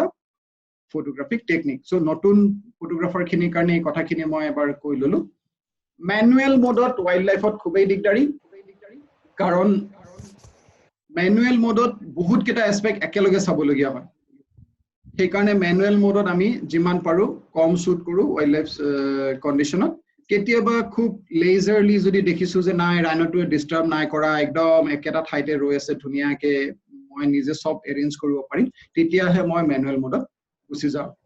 কিছুমান ক্যামেৰাত প্ৰিসেটস থাকে বেলেগ বেলেগ ক্যামেৰাত বেলেগ বেলেগ ধৰণৰ প্ৰিসেট থাকে কিছুমান ক্যামেৰাত ইয়াতে কাখত দেখুৱা মই ছবিটো দেখিছে আপোনালোকে একদম ওপৰটো হৈছে নিকনৰ হেৰি মোড ডায়ালটো তাতে পোৰ্ট্ৰেট মোড আছে তাতে ক্লোজ আপ মোড আছে তাতে ল্যান্ডস্কেপ মোড আছে তাতে ৰানিং মানুহ এজন দেখুৱাই আছে হেতু হল স্পিড মোড আছে সো এনুকা ধৰণৰ মোড বিলাক আমি বেলেগ বেলেগ কে সেট কৰিব পাৰো এখিনি প্ৰিসেট বহুত ক্যামেৰাত দিয়া থাকে কিন্তু হাই এন্ডৰ প্ৰফেশনাল ক্যামেৰা বিলাকত কিন্তু এনুকা ধৰণৰ মোড বিলাক দিয়া নাথাকে যেবোৰ প্ৰিসেট মোডস আছে হেবোৰ হাই এন্ডৰ প্ৰফেশনাল ক্যামেৰা বিলাকত দিয়া নাথাকে আৰু বেসিক ক্যামেৰা বিলাকত এইখিনি বস্তু পোৱা যায় সেই হিচাপে সেইখিনি চুজ কৰি প্লাইও লব পাৰি কিন্তু মই প্ৰিফাৰ কৰো যদি ফটোগ্ৰাফি সিৰিয়াসলি শিকিবলৈ মন আছে তেতিয়া হলে প্ৰিসেট ইউজ কৰিব নালাগে প্ৰিসেট ইউজ কৰা অভ্যাস হৈ গলে নিজে নিজে এটা এলাহ আহি যায় আৰু শিকা নহয় তেতিয়া ফটো যিমান বেয়া হয় হ'বলৈ দিয়ক আৰম্ভণিতে 1000 ফটোৰ ভিতৰত এখন ভাল হওক কোনো কথা নাই এটা দিন আহিব যিদিনাখন 100ৰ ভিতৰত এখন ভাল হ'ব সেই দিনটোলে আমি যাব লাগিব তাৰ পিছত এটা দিন আহিব এতিয়া আজি যদি মই বেঞ্জামিন দা খুদু বেঞ্জামিন দাই হয়তো 10খন ফটো মাৰিলে এখন ভাল ওলায় কিন্তু নিউকামাৰ সকলৰ কাৰণে হয়তো 200খন মাৰিলেহে এখন ভাল ওলায় গতিকে সেই যেটো এক্সপাৰ্টিজ সেই এক্সপাৰ্টিজটো ফটো মাৰুতে মাৰুতে আহিব শাটাৰ প্ৰায়োৰিটি মোডত যাওক ট্ৰায়াল কৰক এপাৰেচাৰ প্ৰায়োৰিটি মোডত যাওক ট্ৰায়াল কৰক প্ৰগ্ৰাম মোডতো আৰম্ভণিতে কৰক কিন্তু একদম অটোত নাযাব আৰু একদম প্ৰিসেটত নাযাব প্ৰিসেট আৰু অটোত যোৱা অভ্যাস হৈ গলে তেতিয়া সিৰিয়াস ফটোগ্ৰাফি নহয়গে তেতিয়া এনথুজিয়াস্ট হৈ পেলাই গোটেই জীৱনটো থাকিবলগীয়া হয় হেতু কাৰণে মই কথাখিনি কৈ লৈছো আইএসওত কি হয় আইএসওৰ ক্ষেত্ৰত আগৰ দিনা দাদাই কৈছে মই এখিনি বহুত বেছি নকও আইএসও এই চাৰ্টখন দেখিলে গম পাব ফটোকিখন দেখিলে গম পাব আইএসও যেতিয়া 100 আছে তেতিয়া ফটোখন লো লাইটৰ এখন ফটো এখন খুব ক্লিয়াৰ ফটো এখন আহিছে আইএসও 100ত লওতে কিন্তু আইএসও 100 লবলৈ যাওতে তেও হয়তো শাটাৰ স্পীড কমাইছে তেও হয়তো এপাৰচাৰ বঢ়াইছে এনেকুৱা ধৰণৰ কামখিনি কৰিছে সেইখিনি কৰি আইএসও 100ত যেটো ফটো পাইছে সেই ফটোখনত গ্ৰেইনছ নাই কিন্তু আইএসও যিমানেই বাঢ়ি গৈ আছে ফটোখন চালে গম পাব সিমানেই গ্ৰেইন আহি আছে ফটোখন গতিকে আমি সেই কাৰণে ট্ৰাই কৰো যিমান কম আইএসও ফটোখন লব পাৰি ভাল কিন্তু ওয়াইল্ড লাইফত এনেকুৱাও পৰিস্থিতি হয় যত আইএসও বঢ়াবলগীয়া হয় কি পৰিস্থিতিত আইএসও বঢ়াবলগীয়া হয় মই পিছত হেতু আলোচনা ওয়াইড কিন্তু আইএসও টো প্ৰথমতে সেট কৰি ললে মানে তাৰ পিছত বাকিবোৰ সেটিংস লৈ গলে ভাল ওয়াৰ্ক ফ্লোটো তেনেকুৱা ধৰণৰ হ'ব লাগে নেক্সট আহিলে হোৱাইট বেলেন্স আমি সিচুৱেশনটোত গৈ পেলাই যেতিয়া শুটিং আৰম্ভ কৰিম সেই দিনাখনৰ ওয়েদাৰ কন্ডিশনটো কেনেকুৱা বা সেই সময়ৰ লাইটটো কেনেকুৱা তাৰ ওপৰত বেস কৰি পেলাই আমি হোৱাইট বেলেন্সটো সেট কৰি ললে ভাল বহুত সময়ত আমি অটো হোৱাইট বেলেন্সত শুট কৰো আৰু অটো হোৱাইট বেলেন্সত শুট কৰিলে কি হয় পিছত তাক পোষ্ট প্ৰসেসিংত মিলাব পাৰি অটো হোৱাইট বেলেন্সত শুট কৰিলে কি কৰিব লাগে এখন লগত বগা কাগজ ৰাখিব লাগে আৰু যেটো শুটিং কন্ডিশনত শুট কৰা যায় প্ৰথমতে বগা কাগজখনৰ এটা ফটো মাৰি থব লাগে বগা কাগজখনৰ ফটোটো মাৰি থৈ বাকি শুটিংখিনি কৰি উঠি লাষ্টত যেতিয়া পোষ্ট প্ৰসেসিং কৰা যায় তেতিয়া পোষ্ট প্ৰসেসিংত বেছিভাগ সফটওয়্যাৰতে এটা ড্ৰপাৰ থাকে ড্ৰপাৰটোত হোৱাইট বেলেন্স ড্ৰপাৰ বুলি কয় সেই হোৱাইট বেলেন্স ড্ৰপাৰটো যদি বগা কাগজৰ ফটোখনৰ ওপৰত দি দিয়া যায় কি লগে লগে সেই দিনটোৰ হোৱাইট বেলেন্স কিমান লুমেন আছিলে হেতু দেখুৱাই দিয়ে 5000 আছিলে নে 4500 আছিলে নে কিমান আছিলে কিমান লুমেনত হোৱাইট টু হোৱাইট দেখা যাব সেই বস্তুটো হি দেখুৱাই দিয়ে হেতুৰ ওপৰত বেস কৰি পেলাই তেতিয়া বাকি কিখন ফটোত অটোমেটিক্যালি সেট কৰি লব পাৰি হেতু এটা সহজ উপায় মিটাৰিং মোড আমি কি ইউজ কৰিম ওয়াইল্ড লাইফ ফটোগ্ৰাফিত বেলেগ বেলেগ ক্যামেৰাত বেলেগ বেলেগ ধৰণৰ মিটাৰিং মোড থাকে যদি আমি খুব বহল এটা ল্যান্ডস্কেপ ধৰণৰ সিন এটা লব খুজিছো যত ওয়াইল্ড এনিমেল এটাও আছে তেতিয়া আমি ম্যাট্ৰিক্স মিটাৰিংত যাবলৈ চেষ্টা কৰো ক্যাননৰ ক্ষেত্ৰত ইভালুৱেটিভ মিটাৰিং বুলি কয় যদি আমি এনিমেল এটা পোৰ্ট্ৰেট লব খুজিছো খুব ওচৰতে পাইছো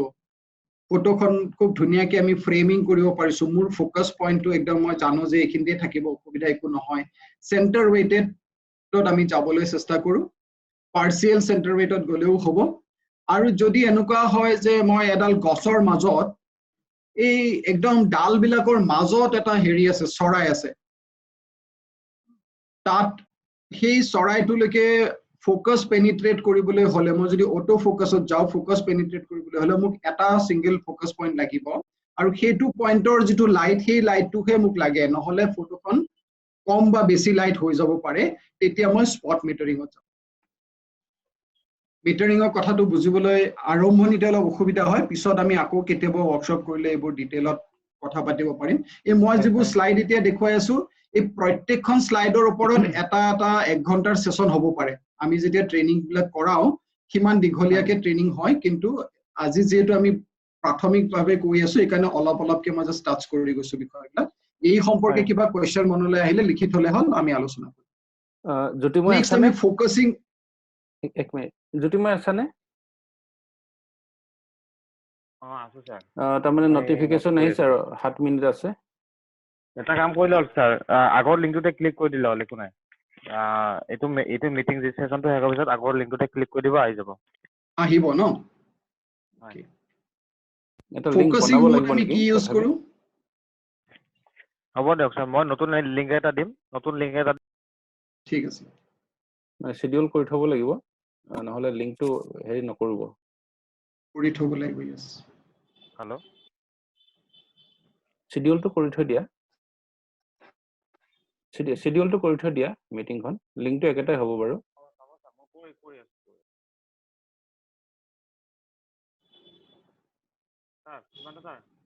হয় কৰিব পাৰি হয় ওকে আপুনি আৰম্ভ সো আমি ফোকাসিং মোড কি ইউজ কৰো ওয়াইল্ড লাইফত ম্যানুয়াল ফোকাসত ওয়াইল্ড লাইফত ফটো উঠোৱাটো প্ৰয়োজন হয় কেতিয়াবা যেতিয়া আমি খুব ওচৰৰ সাবজেক্টত ফোকাস কৰিবলৈ যাওঁ ক্যামেৰাৰ অটো ফোকাসে ভালদৰে কাম নকৰে যেনেকে ইয়াতে ওপৰৰ ফটোখনত সেই ফুলটোৰ মাজত হানিবি কিটা বহি আছে এইটোত হয়তো ম্যানুয়াল ফোকাসত ফোকাস হান্ট কৰিব গতিকে এনেকুৱা সিচুৱেচনত আমি ম্যানুয়াল ফোকাসত ফটো লবলৈ চেষ্টা কৰো এটা সেটিং থাকে ক্যামেৰাবোৰত AFA বুলি কয় অটো ফোকাস অটোত ফটো মাৰিবলৈ মই কেতিয়াও সাজেষ্ট নকৰো কাৰণ তেতিয়া কি হয় ক্যামেৰাটোৱে নিজে ডিসাইড কৰে যে হি অটো ফোকাসটো সিঙ্গল অটো ফোকাস কৰিব নে কন্টিনিউয়াস অটো ফোকাস কৰিব বহুত সময়ত এনেকুৱা হয় যে আমাৰ সাবজেক্টটো বা এনিমেলটো ৰৈ আছে ক্যামেৰাটোৱে ডিসাইড কৰিছে যে হি অটো ফোকাস সিঙ্গল শটে ল'ব কিন্তু হঠাৎ এনিমেলটো দৌৰি দিলে তেতিয়া ক্যামেৰাটোৱে সিঙ্গল অটো ফোকাস হিচাপতে ফোকাসটো কৰি ৰৈ যাব কন্টিনিউয়াস অটো ফোকাস নহব তেতিয়া পিছৰ ফটো কিখন প্ৰথম ফটোখন ভালে আহিব পিছৰ ফটো কিখন ব্লাৰ হ'ব সেই কাৰণে নিজে ডিসাইড কৰাটো ভাল যে মোৰ যেটো সাবজেক্ট সেই সাবজেক্টটো লৰিব পাৰে নেকি যদি সাবজেক্টটো নলৰে তেতিয়া হলে ষ্টেচনাৰী সাবজেক্টৰ ক্ষেত্ৰত মই সাজেষ্ট কৰিম অটো ফোকাস এস মোডত যোৱাটো অটো ফোকাস সিঙ্গল তাৰ মানে প্ৰত্যেকটো শটত মই অটো ফোকাস কৰি প্লাই মই ফটো লম অটো ফোকাস সি বুলি এটা থাকে AFC auto focus continuous shot তাৰ মানে মই যদি বাটনটো ধৰি থাকো ক্যামেৰাটোৰ হি অটোমেটিক্যালি শট লৈ গৈ থাকিব কট শট লৈ গৈ থাকিব আৰু প্ৰত্যেকটো শট লোৱাৰ আগতে ক্যামেৰাৰ নিজৰ সেন্সৰটোৱে নিজেই অটো ফোকাস কৰি লব তাৰ সাবজেক্টটো গতিকে হেতু এটা ইম্পৰ্টেন্ট বস্তু ওয়াইল্ড লাইফ ফটোগ্ৰাফিৰ কাৰণে জানাটো কন্টিনিউয়াস অটো ফোকাসটো শিকাটো এটোত অলপ সময় লাগে একেদিনাই শিকা বস্তু নহয় আৰু এটা বস্তু আছে ব্যাক বাটন ফোকাসিং বুলি কয় ব্যাক বাটন ফোকাসিংটো আমি আকৌ পিছত কেতিয়াবা আলোচনা কৰিম মই খালি আজি উল্লেখ কৰি থলো কিছুমান লেন্সত AM বুলি বা MA বুলি এটা প্ৰভিজন থাকে মই এটো লেন্স ইউজ কৰো 18 to 200 লেন্স এটা ইয়াতে সেই প্ৰভিজনটো আছে সব লেন্সত সেই প্ৰভিজনটো নাথাকে অৰ্থাৎ মই যদি AM মোডত শুট কৰো বা MA মোডত শুট কৰো মোৰ ক্যামেৰাটোৱে অটো ফোকাস কৰি থাকিব কিন্তু হঠাৎ যদি মোৰ ফিল হৈছে যে অটো ফোকাসত একদম পাৰফেক্টলি ফোকাস হোৱা নাই অলপমান ফাইন টিউন কৰিব লাগে তেতিয়া মই হাতেৰে ৰিংটো ঘুৰাই পেলাই বাকিখিনি কৰি লব পাৰিম তাৰমানে সেই প্ৰভিজনটো কিছুমান লেন্সত আছে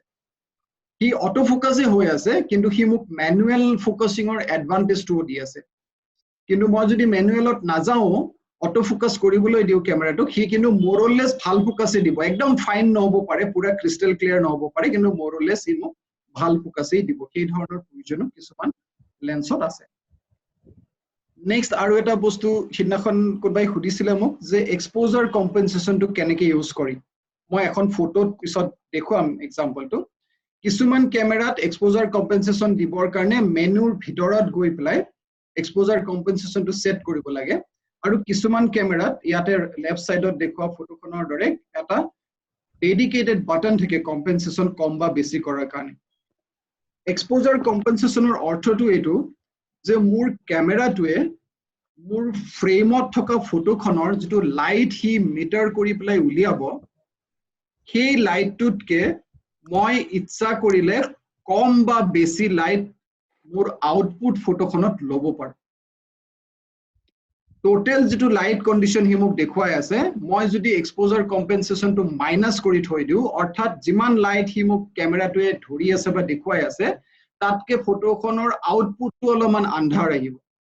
আৰু যদি মোৰ এক্সপোজাৰ কম্পেনসেশনটো পজিটিভ কৰা থাকে প্লাস কৰা থাকে তেতিয়া হলে মোৰ ফ্ৰেমত যেটো লাইট ক্যামেৰাটোৱে ৰিড কৰি আছে বা মই তাৰ ভিউ ফাইন্ডাৰেৰে দেখি আছো তাতকে মোৰ আউটপুটটো অলপমান বেছি পোহৰ আহিব বেছি বগা হয় সো হেতুৱে এক্সপোজাৰ কম্পেনসেশনৰ বিশেষ ব্যৱহাৰ কোন সিচুৱেচনত লাগে ধৰি লওক যে মই হাতী এটা শুট কৰিম হাতীটোৰ গাৰ বৰণটো কোলা আৰু হাতীটোৰ পিছফালে থকা যেটো ঘাহনি আছে ঘাহনিখনত ৰড পৰি পেলাই একদম পুৰা উজ্জ্বল গ্ৰীন হৈ আছে তেতিয়া কি হ'ব মই যদি শুট কৰো আৰু মই যদি এক্সপোজাৰ কম্পেনসেশন একো নাৰাখো জিৰো ৰাখো তেতিয়া কি হ'ব ক্যামেৰাটোৱে গোটেই ফ্ৰেমটোৰ লাইটটো ক্যালকুলেট কৰি পেলাই যিখন ফটো দিব সেই ফটোখনত হাতীটো একদম কোলা দেখা যাব বহুত বেছি শ্যাডো দেখা যাব হাতীৰ গতিকে মই হাতীটোক যদি পাৰফেক্টলি লাইট থকাটো বিচাৰিছো পিছফালে লাইটটো লাগিলে অলপমান বেছিয়ে হৈ যাওক সেইটো যদি মই বিচাৰিছো তেতিয়া হলে মই এক্সপোজাৰ কম্পেনসেশনটো 0.3 ষ্টপ পজিটিভ কৰিম বা 0.7 ষ্টপ পজিটিভ কৰিম প্লাসলৈ লৈ যাম আনহাতে এনেকুৱা হ'ব পাৰে যে মই এটা চৰাই শুট কৰিব বিচাৰিছো তাৰ পিছফালটো একদম ডাৰ্ক হৈ আছে ঘন গছ এডালৰ হি আছে কিন্তু চৰাইটোৰ গাত ৰ'দ পৰি আছে তেতিয়া কি হ'ব মই যদি হেতু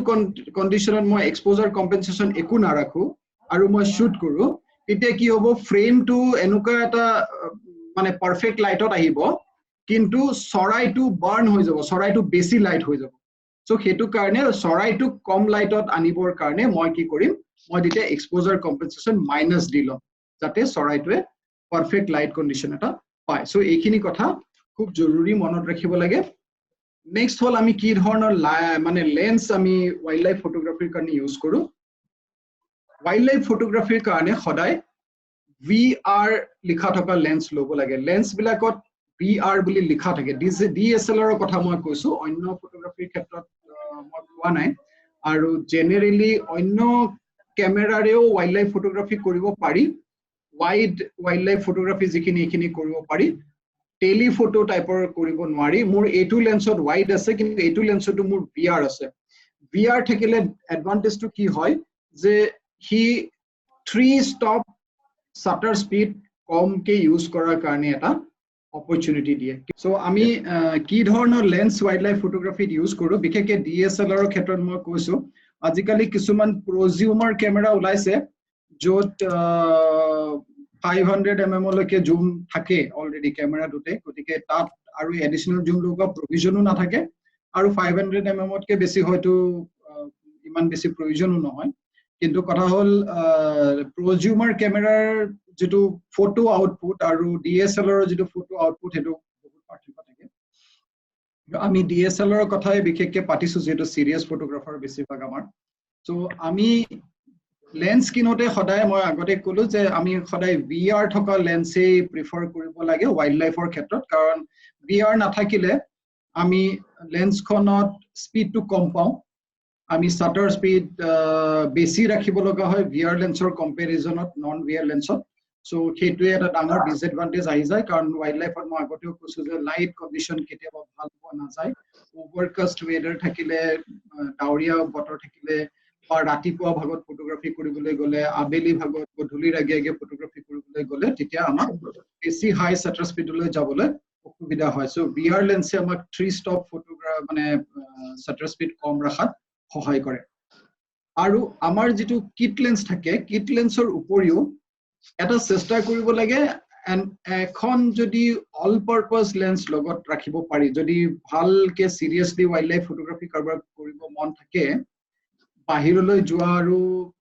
অভ্যাস থাকে তেতিয়া এখন এনেকুৱা লেন্স লব লাগে যত ওয়াইডৰ পৰা অলপ মিড ৰেঞ্জ জুমটো একেখন লেন্সতে পোৱা যায় মই 18200 খন ইউজ কৰো অল পাৰপাস হৈ যায় কিছুমান সিচুৱেচনত মই তেতিয়া ডাঙৰ জুম লেন্সটো নললেও হয় লাইট ওয়েট হৈ যায় ক্যাৰি কৰিবলৈ সুবিধা হৈ যায়গে আৰু হ্যান্ডেল কৰিবলৈ সুবিধা হয় হেভি লেন্স এটা ফিল্ডত গৈ হ্যান্ডেল কৰাটো সব সিচুৱেচনত অসুবিধা হয় মই যদি হাতীৰ পিঠিৰ পৰা শুট কৰো তেতিয়া মই জানো যে মই যেটো হাতীৰ পিঠিত আছো মই এনিমেলটো ওচৰলৈকে যাব পাৰিম তেতিয়া মই 500 mm জুম লোৱাতকে মই 200 mm ৰ জুমটো ইউজ কৰিবলৈ বেছি কনভিনিয়েন্ট পাওঁ কাৰণ লাইট ওয়েট হয় হাতৰ পৰা পৰি যোৱা চান্স নাথাকে ফোকাস কৰা সহজ হয় আৰু তাক লগত লৈ ফুৰাটো যথেষ্ট কনভিনিয়েন্ট হয় ডাঙৰ এক্সট্ৰা বেগ লগত নাথাকিলেও সুবিধা হয় সো হেতু হে তেনেকুৱা কিছুমান এডভান্টেজৰ কাৰণে আমি তেনেকুৱা অল পাৰপাস লেন্স এটা লগত থাকিলে ভাল কিছুমান ক্যামেৰাৰ লগত 140 জুম লেন্স আহে হেতুও ভাল 18 টো এই কাৰণে দৰকাৰ হয় কিছুমান ক্ষেত্ৰত যদি আমি গোটেই হ্যাবিটেটটো দেখুৱাব খোজো তেতিয়া ওয়াইড এংগেলত যাবৰ কাৰণে প্ৰয়োজন হৈ যায়গে অৱশ্যে 18 mm বুলি যদিও কৈছো আমি DX ক্যামেৰাত 18 mm টোৱে কিন্তু 18 mm নিদিয়ে 18 mm টোৱে প্ৰায় 27 mm মানৰ এটা হেৰি দিয়ে মানে ৰেঞ্জ এটা দিয়ে কাৰণ 1.5 টাইমছ বেছিকে হেৰি লয় ক্ৰপ ফেক্টৰ আহি যায়গে নেক্সট এটা লেন্স ওয়াইল্ড লাইফৰ কাৰণে খুব ইউজফুল হয় সেইটো হৈছে 70 to 200 mm lens 70 to 200 mm lens large wild লাইফৰ কাৰণে লাৰ্জ মেমেলছৰ কাৰণে বিশেষকৈ খুবেই ইউজফুল হয় আৰু তাৰ দুটা ভাৰ্সন পায় f2.8 ভাৰ্সন এটা পায় আৰু f4 ভাৰ্সন এটা পায় দামৰ বহুত ডিফাৰেন্স f2.8 টো লাখৰ ওপৰত দাম পৰে আৰু f4 টো অৱশ্যে 50,000 60,000 মানতে পোৱা যায় আমাৰ ইয়াতে গতিকে তেনুকা ধৰণৰ লেন্স যোনে সিৰিয়াসলি ওয়াইল্ড লাইফ ফটোগ্ৰাফি কৰিব বিচাৰে 70 to 200 mm ৰ লেন্স এটা যদি ল'ব পাৰে তেতিয়া বহুত কামত আহে অৱশ্যে আমাৰ যেটো কিট লেন্স আহে কিট লেন্সৰ 70 to 300 এটা দিয়ে 70 to 300 টোৰেও কিন্তু কাম চলাই দিব পাৰি খুব শার্প একদম ক্রিস্টাল ক্লিয়ার প্রফেশনাল কোয়ালিটির বা একদম ম্যাগাজিন কোয়ালিটির ফটো নাহিলেও যথেষ্ট ভাল ফটো আহে আৰু ওয়াইল্ড লাইফত কি হয় বহুত সময়ত ফটোখনৰ শাৰ্পনেস বা কোয়ালিটিটোত কিও তাত যদি এটা ন্যাচাৰাল হিস্ট্ৰি সোমাই থাকে তেতিয়া হলে অলপ কম কোয়ালিটিৰ ফটো ধুনিয়াকে accepted হৈ যায় সো হেতু কাৰণে মানে আমাৰ যেটো 70-300 লেন্স কিট মানে হেৰি লগত ক্যামেৰাৰ কিটৰ লগত আহে হেতু লেন্সও যথেষ্ট ভাল লেন্স নেক্সট আৰু যদি অলপ ওপৰলৈ যাব বিচাৰে তাতকৈ বেছি দীঘল জুমৰ প্ৰয়োজন থাকা বুলি ভাবে বা ইউজ কৰিব বিচাৰে তেতিয়া হলে 200-500 mm ৰ জুম লেন্স আছে বা 150 to 600 mm ৰ জুম লেন্স আছে সেই ধৰণৰ লেন্স আমি ল'ব পাৰো তাতে কিন্তু f ভ্যালু টু চাই পেলাই লেন্সটো কিনিলে বেছি ভাল f ভ্যালু টু যিমানে হাই হয় সিমানে লেন্সটোৰ কিছুমান ডিসএডভান্টেজ থাকে যেনে f আমি ইয়াতে মই দুখন দেখাই আছো 200 to 500 mm আৰু 150 to 600 mm দেখা দেনুকা লাগি আছে যে 150 to 600 mm খন ললে মোৰ বেছি কামত আহিব কিন্তু আসলতে নহয় এই কাৰণে নহয় যে 150 to 600 mm ৰ লেন্সটোত f6.3 আছে তাতে যদি মই টেলি কনভাৰ্টাৰ লগাই দিও তেতিয়া হলে টেলি কনভাৰ্সনে f ভ্যালু টু 10 প্লাস কৰি দিব সো হি ওয়াইল্ড লাইফৰ কাৰণে ইউজফুল হৈ নাথাকিব সো তাৰ মই টেলি কনভাৰ্টাৰ ইউজ কৰিব নোৱাৰো whereas মই যদি 200 to 500 mm লেন্স খন লও 200 to 500 mm লেন্স খনৰ মই যদি 1.4 ৰ টেলি কনভাৰ্টাৰ লগাও তেতিয়া হলে মই অলমোস্ট 750 mm জুম পাম অলমোস্ট 700 mm জুম পাম আৰু মোৰ f ভ্যালু টু 8 ৰ ওচৰত থাকিব সো 8 f ভ্যালুত মই যদি 700 জুম পাই যাও হেখন বেটাৰ লেন্স হৈ যায় সো হেইবোৰ কথা অলমান ৰিসাৰ্চ কৰি পেলাইহে লেন্সত ইনভেস্ট কৰিব লাগে আৰু ক্যামেৰাত কি বেছি ইম্পৰ্টেন্স হৈছে লেন্স ওয়াইল্ড লাইফ ফটোগ্ৰাফি গতিকে ওয়াইল্ড লাইফ বুলি নহয় যিকোনো ফটোগ্ৰাফিতে গতিকে হেতু কাৰণে লেন্স কিনাৰ ক্ষেত্ৰত অলমান সাৱধান হ'ব লাগে আৰু যদি কোনবাই একদম আৰু ভালকে প্ৰফেশনালি ওয়াইল্ড লাইফ ফটোগ্ৰাফি কৰিব খোজে তেতিয়া টেলিফটো প্ৰাইম লেন্সত যাব পাৰে টেলিফটো প্ৰাইম লেন্স বিলাকৰ এটাই মানে হেৰি ভ্যালু থাকে mm ভ্যালুটো এটাই থাকিব ফিক্স লেন্স এবোৰ জুম নাথাকে তাত so 300 mm or থাকে 400 mm or থাকে 500 mm or থাকে 600 mm or থাকে যিমানেই বেছি mm ভ্যালু টু বাঢ়ি যাবগে সিমানেই লেন্স খনৰ weight বাঢ়ি যাব লেন্স খনৰ দীঘল হ'ব আৰু এটা বস্তু ওয়াইল্ড লাইফ ফটোগ্ৰাফিত খুব জৰুৰী হয় বিশেষকৈ সৰু চৰাইৰ ফটো ল'বৰ কাৰণে জৰুৰী হয় এটো হৈছে টেলি কনভাৰ্টাৰ তিনিটা বেলেগ বেলেগ স্পেসিফিকেশনৰ পায় এটা হৈছে 1.4x এটা হৈছে 1.7x এটা হৈছে 2.0x 1.4x মানে হৈছে এই টেলি কনভাৰ্টাৰটো মই ইয়াতে ফটোত একদম তলত যেটো দেখুৱাইছো এটো টেলি কনভাৰ্টাৰটো ক্যামেৰা আৰু লেন্সৰ মাজত ফিট হয় এটো এখন লেন্সেই হয় কিন্তু হি কি কৰে হি লেন্স খনৰ অৰিজিনাল ক্যাপাসিটিটো হিমান টাইম বঢ়াই দিয়ে 1.4x হলে হি 1.4 টাইম বঢ়াই দিব অৰ্থাৎ মই যদি 100 mm ৰ লেন্স এখন লগাও আৰু তাত যদি মই 1.4x টেলি কনভাৰ্টাৰ এটা লগাও তেতিয়া হলে হি 140 mm মুভ দিব 1.7x লগালে 170 mm মুভ দিব যদি 2x লগাও তেতিয়া হলে 200x দিব ডাবল হৈ যায় কিন্তু 1.7x আৰু 2x সাধাৰণতে অকল টেলিফটো প্ৰাইম লেন্স বিলাকতহে লগাব পাৰি বাকিবোৰ লেন্সত হি বৰ এটা ইফেক্টিভ নহয় কিন্তু 1.4x টো কিছুমান জুম লেন্সটো ইফেক্টিভলি ইউজ কৰিব পাৰি মই 200 to 500 যেটো লেন্স আছে এটো লেন্সৰ মই ধুনিয়াকে 1.4x ইউজ কৰিব পাৰো আৰু হেতুৱে মোক 1.4 টাইমছ ক্লোজ লৈ যায়গে এনিমেল এটা নেক্সট এটো সাৰে যেটো কৈছিলে ওয়াইল্ড লাইফ ফটোগ্ৰাফি এথিক্সৰ কথা আমি টেকনিক্যাল কথাখিনি মোৰলেছ পাতিলো ইয়াত যদি কিবা কোৱেশ্চন থাকে আমি আকৌ ডিসকাস কৰিম বাকি কিছুমান টিপস আমি আকৌ পিছত ডিসকাস কৰিম কিন্তু ফটোগ্ৰাফি এথিক্সৰ কথা যেতিয়া আমি কম এটাটো কলো যে আমি যে জুৰ ভিতৰত ফটো এখন লৈ পেলাই আমি সেইখন নেচাৰেল হ্যাবিটেটত লৈছো বুলি কৈ প্ৰেজেন্ট কৰাটো এটা আনএথিকেল কথা দ্বিতীয়টো হৈছে যে do not destroy or alter anything in the habitat to get a better scene যে মই চৰাইটোৰ সিনটো পোৱা নাই মই নিজে অলপ আতৰি বেলেগ ফালে যাব লাগিব তাৰ কাৰণে মই গছৰ ডাল এটা ভাঙি ক্লিয়াৰ কৰি লোৱাটো ওয়াইল্ড লাইফ ফটোগ্ৰাফি এথিক্সৰ বাহিৰৰ কথা এথিক্সত নপৰে হেতু মই যিকোনো হ্যাবিটেটত গৈ পেলাই হ্যাবিটেটটো ডিস্ট্ৰয় কৰিব নালাগিব যে মই এইটো এটা ইয়াতে ডল ভাঙি দিলে মোৰ বেছি ক্লিয়াৰ ফটো আহিব সেইটো কাম যাতে কোনো নকৰে এনিমেলটোৱে যি কৰি থাকে এনিমেলটোক তাৰ নিজৰ কাম কৰি থাকিব দি পেলাই ৰৈ থাকিব লাগিব আজি দুদিনমান আগতে গ্ৰুপত দাদাই এখন ফটো দিছিলে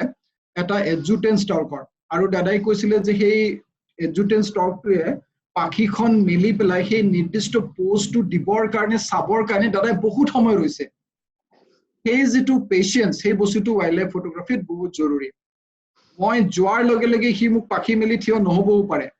মই যোৱাৰ লগে লগে হি মোক জাপ মাৰি নেদেখুৱাবও পাৰে হি উৰি নাযাবও পাৰে কিন্তু মই হিলগুটি মাৰি তাক উৰালে নহব মই তাৰ এটেনশনটো লবৰ কাৰণে কিবা এটা হাতত চাপৰি বজাই ক্লেপ মাৰি পেলাই এটেনশনটো ললে নহব সেইবোৰ আসলতে ওয়াইল্ড লাইফ ফটোগ্ৰাফি এথিক্সৰ এগেইনষ্টৰ কথা এইবোৰ কৰিব নাপায় কিছুমান এনিমেল আমি গলে বিভিন্ন ধৰণৰ তাহাঁতৰ নেচাৰেল কন্ডিশনত হিয়তে নেচাৰেলি কিবা কৰি থকা হ্যাবিটত আমি পাও কেতিয়াবা হিয়তে খাই থাকে কেতিয়াবা হিয়তে বেবিটো খুৱাই থাকে কেতিয়াবা শুই থাকে কেতিয়াবা খুব মানে একদম সস্তি থিয়তি মানে আৰাম কৰি থাকে কেতিয়াবা কোনবাটো চৰাই হয়তো আমি দেখিছো যে কণী পাৰি আছে কোনবাটো চৰাই হয়তো ইনকিউবেট কৰি আছে সেই ধৰণৰ পৰিস্থিতিত যাতে তাক ডিস্টাৰ্ব কৰা নহয় এতিয়া ডিস্টাৰ্ব কৰা আৰু নকৰাৰ মাজৰ যেটো বাউন্ডাৰী হেতু বহুত থিন মই কোনটো আসলতে ডিস্টাৰ্ব কৰিছো বুলি কম আৰু কোনটো আসলতে মই ডিস্টাৰ্ব নাই কৰা বুলি কম হেতু কোৱা জনাটো নিজৰ কাৰণে অতি জৰুৰী এনিমেল এটাই ডিস্টাৰ্ব হলে কি ধৰণৰ সাইন দিয়ে সেই কথাটো আমি নিজে জানিব লাগিব ডিস্টাৰ্ব নোহোৱালৈকে হি হয়তো তাৰ নিজৰ কাম কৰি থাকিব যি মুহূৰ্ততে হি তাৰ নিজৰ কাম এৰি পেলাই এটা ওয়াৰ্নিং সাইন দিবলৈ চেষ্টা কৰিব বা হি পলাবলৈ চেষ্টা কৰিব তাৰ মানে হি ডিস্টাৰ্ব হৈছে সেই পৰিস্থিতিলৈকে কেতিয়াও যাব নালাগে ব্ৰিডিং এনিমেলৰ ক্ষেত্ৰত কেতিয়াও ওচৰত যাব নালাগে বা ওচৰত গলেও তাক ডিস্টাৰ্ব নকৰাকে কেনেকে ওচৰত যাব লাগে আগতে হেতু শিকি লব লাগে বহুত ফটোগ্ৰাফাৰে টাইগাৰৰ বা এলিফেন্টৰ বা ইভন লায়নৰো মেটিংৰ সিন ফটোগ্ৰাফি লৈছে আৰু তেওঁলোক হেতু ক্ষেত্ৰত যথেষ্ট অধ্যয়ন কৰি খুব মানে ৰিসাৰ্চ কৰি পেলাই হে এনিমেলটোক ডিস্টাৰ্ব নকৰাকে হে কামটো কৰিছে এটো ডিস্টাৰ্ব কৰি পেলাই কৰিব নাপায় কাৰণ এনিমেলটোৰ ব্ৰিডিং সাইকেলটো একেবাৰে ডিস্টাৰ্ব হৈ যাব পাৰে তাৰ পৰা নেক্সট হৈছে যে এনিমেলটোক আমি কেতিয়াও একো খাদ্য অফাৰ কৰি পেলাই ফটো লব নালাগে বহুত ঠাইত আমি এনেকুৱাও দেখিছো যে বাৰ্ড ফটোগ্ৰাফাৰ তেওঁ কি কৰিছে বেগত মাছ ভৰাই লৈ গৈছে মাছটো দলিয়াই দিওতে চৰাইটোৱে মাছটো খাবলৈ আহিছে মাছৰ শিকাৰ কৰা সিন এটা তেওঁ লৈছে দেখাত এনেকুৱা লাগিছে যে চৰাইটোৱে নেচাৰেলি মাছ শিকাৰ কৰিছে কিন্তু তেওঁ আসলতে মাছটো বেগত ভৰাই লৈ গৈছিল হেতু এটা আনএথিকেল কথা তেনেকুৱা ধৰণৰ কাম কৰিব নাপায় বা আমি ইয়াতে ফটোখন মই দেখাইছো যে ফটোগ্ৰাফি কৰিবলৈ গৈছো বান্দৰটোক কিবা খাবলৈ দিছো হেতু কৰিবলৈ নাপায়টোৰ এটাই কাৰণ যে মোৰ গাৰ পৰা এনিমেলটোৰ গালৈকে কিবা বেমাৰ যাব পাৰে কিবা ভাইৰাছ যাব পাৰে কিবা ব্যাকটেৰিয়া যাব পাৰে বা এনিমেলটোৰ যেটো বিহেভিয়াৰ আছে হি নিজে বিচাৰি খাদ্য বাছি লয় সেই বিহেভিয়াৰটো তাৰ হি যদি সদায় আনৰ পৰা খাবলৈ পাই থাকে হি তেতিয়া তাৰ খাদ্য বিচাৰি যোৱাৰ যেটো তাৰ টেন্ডেন্সি আছিল বা তাৰ যেটো নেচাৰ আছিল সেই নেচাৰটো তাৰ লাহে লাহে চেঞ্জ হৈ যাব সো আমি এনিমেল বিলাকক মানুহৰ প্ৰতি অভ্যস্ত যাতে নহয় মানুহৰ প্ৰেজেন্সৰ যাতে অভ্যস্ত নহয় সেইটো আমি লক্ষ্য ৰাখিব লাগে হিহত ওয়াইল্ড এনিমেল হিহত ওয়াইল্ড হৈ থাকিব দিব লাগে হিহত ওয়াইল্ড হৈ থকাটো হিহতৰ অধিকাৰ এনিমেল ৰাইট দেন আমি কিছুমান এনেকুৱা হেৰি দেখিছো ফটোগ্ৰাফাৰ দেখিছো বা এনেকুৱা গাইডো দেখিছো নৰ্থ ইষ্টতো আছে তেনেকুৱা গাইড যোনে বাৰ্ডৰ মেটিং কল মুখেৰে উলিয়াব পাৰে বা মেটিং কলটো ৰেকৰ্ড কৰি লৈ পেলাই কিবা এটা মানে ইনস্ট্ৰুমেন্টত প্লে কৰি পেলাই চৰাইটোক এট্ৰাক্ট কৰি লৈ আনে ফটো লবৰ কাৰণে যেতিয়া চৰাইটো আহে হি সেই কলটো শুনি আহে মেটিংৰ আশাত আহে আহি পেলাই যেতিয়া দেখে যে তাৰ মেল বা ফিমেলটো ইয়াত নাই, মেটিঙৰ কোনো পসিবিলিটি নাই, তেতিয়া হি নিৰাশ হয়। তেতিয়া তাৰ ওপৰত এটা সাইকোলজিক্যাল ডিপ্ৰেশন হ'ব পাৰে। সেইকাৰণে মেটিং কল দি পেলাই এনিমেলক এট্ৰাক্ট কৰি ফটো লোৱাটো একেবাৰে আনএথিকেল কথা। এইটো ইন্টাৰনেশ্যনেলি সবেই সেই কথাটো কন্ডেম কৰিছে, কিন্তু আমি আজিও দেখিছো অসমত বা নৰ্থ ইষ্টত এনেকুৱা কিছুমান গাইড বা ফটোগ্ৰাফাৰ আছে যোনে মেটিং কলেৰে এনিমেলক এট্ৰাক্ট কৰি পেলাই তেওঁৰ ফটো উঠায়। আৰু বহুত ফটোগ্ৰাফাৰে তেওঁলোকৰ লগত ফটো কৰিবলৈ ভাল পায়, কাৰণ গলেই চৰাই দেখিবই, কাৰণ তেওঁ মেটিং কল দিয়ে, চৰাইটো এট্ৰাক্ট হৈ পেলাই গুচি আহে। সেইটো কিন্তু আনএথিকেল কথা। সেই চৰাইটোৰ সাইকোলজিক্যাল প্ৰব্লেম হৈ যাব পাৰে তাৰ। দেন যিবোৰ স্থানীয় ৰুল থাকে, ভাৰতত যেনেকে ৱাইল্ড লাইফ প্ৰটেকশ্যন এক্ট আছে, তেনেকে প্ৰতিখন দেশৰে নিজৰ নিজৰ ৱাইল্ড লাইফ লৈ পেলাই কিছুমান ৰুল আছে, আৰু সেই ৰুল বিলাক যাতে কোনো ভায়োলেট নকৰে। ৱাইল্ড লাইফ ফটোগ্ৰাফাৰ হবলৈ হলে ৱাইল্ড লাইফ প্ৰটেকশ্যন এক্টখন পঢ়ি লোৱাটো অতি জৰুৰী। বহুত দীঘল নহয়, বেছি ডিটেইলত পঢ়িবলৈ যাব নালাগে। একদম ডাঙৰ এক্টখন বহুত দীঘল হ'ব, কিন্তু আমি বেৰ এক্ট বুলি এটা পাব্লিচাৰ আছে, বেৰ এক্টৰ এখন সৰু ৱাইল্ড লাইফ প্ৰটেকশ্যন এক্টৰ কিতাপ বজাৰত কিনিবলৈ পায়, বহুত বেছি দামো নহয়। সেই কিতাপখন এবাৰ চকু ফুৰাই ললে ভাল, যোনে ৱাইল্ড লাইফ ফটোগ্ৰাফাৰ হ'ব বিচাৰে। দেন কিছুমান মিথ আছে যিবোৰ আমি ডিছকাছ কৰিব বিচাৰিছো। এটা হৈছে যে ৱাইল্ড লাইফ ফটোগ্ৰাফাৰ হবলৈ হলে নিৰ্দিষ্ট অমুক কেমেৰাটো হলে ভাল, এনেকুৱা ধৰণৰ কথা কয়। কিছুমান কেমেৰাৰ কিছুমান এডভান্টেজ আছে, নাই বুলি আমি নকওঁ, কিন্তু অকল সেইটো কেমেৰা হলেহে ৱাইল্ড লাইফ ফটোগ্ৰাফাৰ হ'ব পাৰি এনেকুৱা কিন্তু কথা নাই। সেইটো এটা বিৰাট ডাঙৰ মিথ। আমি যিকোনো কেমেৰাৰে ষ্টাৰ্ট কৰিব পাৰো, একদম বেসিক কেমেৰাটোৰেও ৱাইল্ড লাইফ ফটোগ্ৰাফি কৰিব পাৰি। আৰু খুব ভাল ক্লোজ ৰেঞ্জত কেতিয়াবা যদি পোৱা যায়, এনেকি মোবাইল কেমেৰাৰে লোৱা ৱাইল্ড লাইফ ফটোগ্ৰাফাৰ ইন্টাৰনেশ্যনেল লেভেলত এৱাৰ্ড পোৱা আমি দেখিছো। গতিকে কেমেৰাটো এটা মাইণ্ডছেট, সেইটো এটা ইনষ্ট্ৰুমেণ্টহে। বেসিক কথাটো হৈছে মানুহজনৰ স্কিল কিমান আছে, ফ্ৰেমিং কিমান ধুনীয়াকে কৰিব জানিছে, কি ধৰণৰ মুভমেন্ট তেওঁ সিলেক্ট কৰিছে, এনিমেলটোৰ বিহেভিয়াৰ তেওঁ কেপচাৰ কৰিব পাৰিছে নে নাই, সেইবোৰৰ ওপৰত চাই পেলাইহে ফটোখন একচেপ্ট বা ৰিজেক্ট হয়। ৱাইল্ড লাইফ ফটোগ্ৰাফাৰ হ'বৰ কাৰণে আৰম্ভণিটো মোবাইল কেমেৰাৰেও হ'ব পাৰে, কিন্তু অৱশ্যেই আমি অন্য জুম কেমেৰাৰ যিটো এডভান্টেজ সেইটো আমি তাত নাপাম, কিন্তু আমি বেসিক্যালি এইটো ক'ব পাৰো যে যিকোনো কেমেৰাৰে আৰম্ভ কৰিব পাৰো। কিন্তু লগতে এইটো কৈ থওঁ যে ৱাইল্ড লাইফ ফটোগ্ৰাফিৰ কাৰণে যেতিয়া আমি কেমেৰা সিলেক্ট কৰো, মই যদি প্ৰফেশনেলি ৱাইল্ড লাইফ ফটোগ্ৰাফি কৰিব খোজো, তেতিয়াহ'লে আমি চেষ্টা কৰিব লাগে যিমান পাৰি বেছি FPS থকা কেমেৰা হলে ভাল। ফ্ৰেম পাৰ সেকেন্ডটো যদি বেছি হয়, তেতিয়াহ'লে কেমেৰাটোৰ স্পীডটো বেছি হয়। আৰু তাৰ এডভান্টেজটো ক'ত হয়, যিকোনো ধৰণৰ সিন এটা ল'বলৈ, চৰাই এটা উৰি যাব, উৰি যোৱা সময়ত তাৰ বিভিন্ন ধৰণে সি উইংটো ফ্লেপ কৰি সি উৰিব। প্ৰতিটো মুহূৰ্ত ধৰি ৰাখিবলৈ হলে মই যদি এটা কেমেৰাত মোৰ যদি FPS 10 হয়, মই 1 সেকেন্ডত 10খন ফটো ধৰি ৰাখিব পাৰিম। কিন্তু মোৰ কেমেৰাটোত যদি FPS 5 হয়, তেতিয়াহ'লে মই 1 সেকেন্ডত মাত্ৰ 5খনেই ফটো ধৰি ৰাখিব পাৰিম। অৰ্থাৎ মই আধা ফটোহে ৰেকৰ্ড কৰিব পাৰিম। সেইকাৰণে FPS বেছি থকা কেমেৰা হলে ভাল। আৰু FPS বেছি থকা কেমেৰাবোৰ অলপমান দাম বেছি হয়, এইকাৰণে যে তাক এটা সফিষ্টিকেটেড টেকনলজি বনাবলগীয়া হয়। তাৰ সেন্সৰটো অলপমান সফিষ্টিকেটেড হয়, সি ৰিড কৰি পেলাই ইনফৰমেশ্যন, অটো ফোকাস সেন্সৰটো বেছি হেৰি হয়, সেইকাৰণে তাৰ দামটো অলপমান বেছি হয়। কিন্তু বেসিক কেমেৰাৰে ষ্টাৰ্ট কৰিলেও ৱাইল্ড লাইফ ফটোগ্ৰাফি হ'ব পাৰে। ৱাইল্ড লাইফ কেমেৰা মানে ৱাইল্ড লাইফ ফটোগ্ৰাফাৰ হ'বলৈ টেলিফটো লেন্স থাকিবই লাগিব, এনেকুৱা ধৰণৰো কিছুমানৰ মানসিকতা আছে। সেইটোও সঁচা নহয়। আমি যেতিয়া আৰম্ভ কৰিছিলো, বেসিক কেমেৰাৰ কিট লেন্সেৰেও আমি ফটো উঠোৱা আৰম্ভ কৰিছিলো। যোৱাকালি নে পৰহি নীৰজ ফুকনে এখন ফটো আমাৰ গ্ৰুপত দিছিলে, পবিতৰাত লোৱা ফটো। পবিতৰাত বাৰ্নিং হৈ আছে আৰু ৰাইনো কিটা একদম কৰ্নাৰত থিয় হৈ আছে। তেওঁ ধুনীয়াকে ফ্ৰেম কৰিছে সেইখন মিনিমালিষ্টিক এটা হেৰিলৈকে, কিন্তু তাত এই যে হেবিটেড বাৰ্নিঙৰ ইম্পেক্টটো এনিমেলৰ ওপৰত কি হয়, এটা ধুনীয়া ফেনমেনন তাত তেওঁ কেপচাৰ কৰিছে। সো সেই ফটোখনৰ কাৰণে কিন্তু আমাক টেলিফটো লেন্স নালাগে, সেই ফটোখন ওয়াইড এংগেল লেন্সটো আমি ল'ব পাৰো। গতিকে ৱাইল্ড লাইফ ফটোগ্ৰাফাৰ হ'বৰ কাৰণে যিকোনো লেন্সেৰে আমি আৰম্ভ কৰিব পাৰো। টেলিফটো প্ৰয়োজন হ'ব যেতিয়া আমি কিছুমান স্পেচিফিক সিনত ওচৰলৈ যাবৰ প্ৰয়োজন হ'ব, বা ওচৰত আমি যাব নোৱাৰো, দূৰৰ পৰাই এনিমেলটো ওচৰলৈ টানি আনিবৰ প্ৰয়োজন হ'ব, তেতিয়া টেলিফটো লেন্স লাগে। আন এটা মিথ আছে এটো হৈছে যে উইন্টার ইজ দ্য বেস্ট সিজন টু শুট ওয়াইল্ড লাইফ মানে ঠান্ডা দিনত ওয়াইল্ড লাইফ শুট কৰিবলৈ ভাল ঠান্ডা দিনত কিছুমান এনিমেল আমাৰ ইয়াত সহজতে শুট কৰিব পাৰি আৰু ঠান্ডা দিনত যেটো আমাৰ ইয়াত ন্যাশনাল পাৰ্ক আৰু ওয়াইল্ড লাইফ সেঞ্চুৰী খিনি খুলি দিয়ে গতিকে আমাৰ এক্সেস টু থাকে কিন্তু any season is good for wild life photography কাৰণ প্ৰত্যেকটো সিজনতে তেওঁলোকৰ নিজৰ কিছুমান নেচাৰেল বিহেভিয়াৰ আমি দেখা পাওঁ আৰু প্ৰতিটো সিজনতে হোৱা নেচাৰেল বিহেভিয়াৰ খিনি ডকুমেন্ট কৰাটো জৰুৰী গতিকে এজন ওয়াইল্ড লাইফ ফটোগ্ৰাফাৰ হিচাপে যিকোনো সিজনত শুট কৰিবৰ কাৰণে মানসিকভাৱে প্ৰস্তুত থাকিব লাগে সময়ৰ ক্ষেত্ৰত বহুতে কয় যে ৰাতিপুৱাৰ লাইটটোত ওয়াইল্ড লাইফ ফটোগ্ৰাফি ভাল হয় ৰাতিপুৱা সময়ত বহুত এনিমেল ওলাই কাৰণ তেওঁলোকে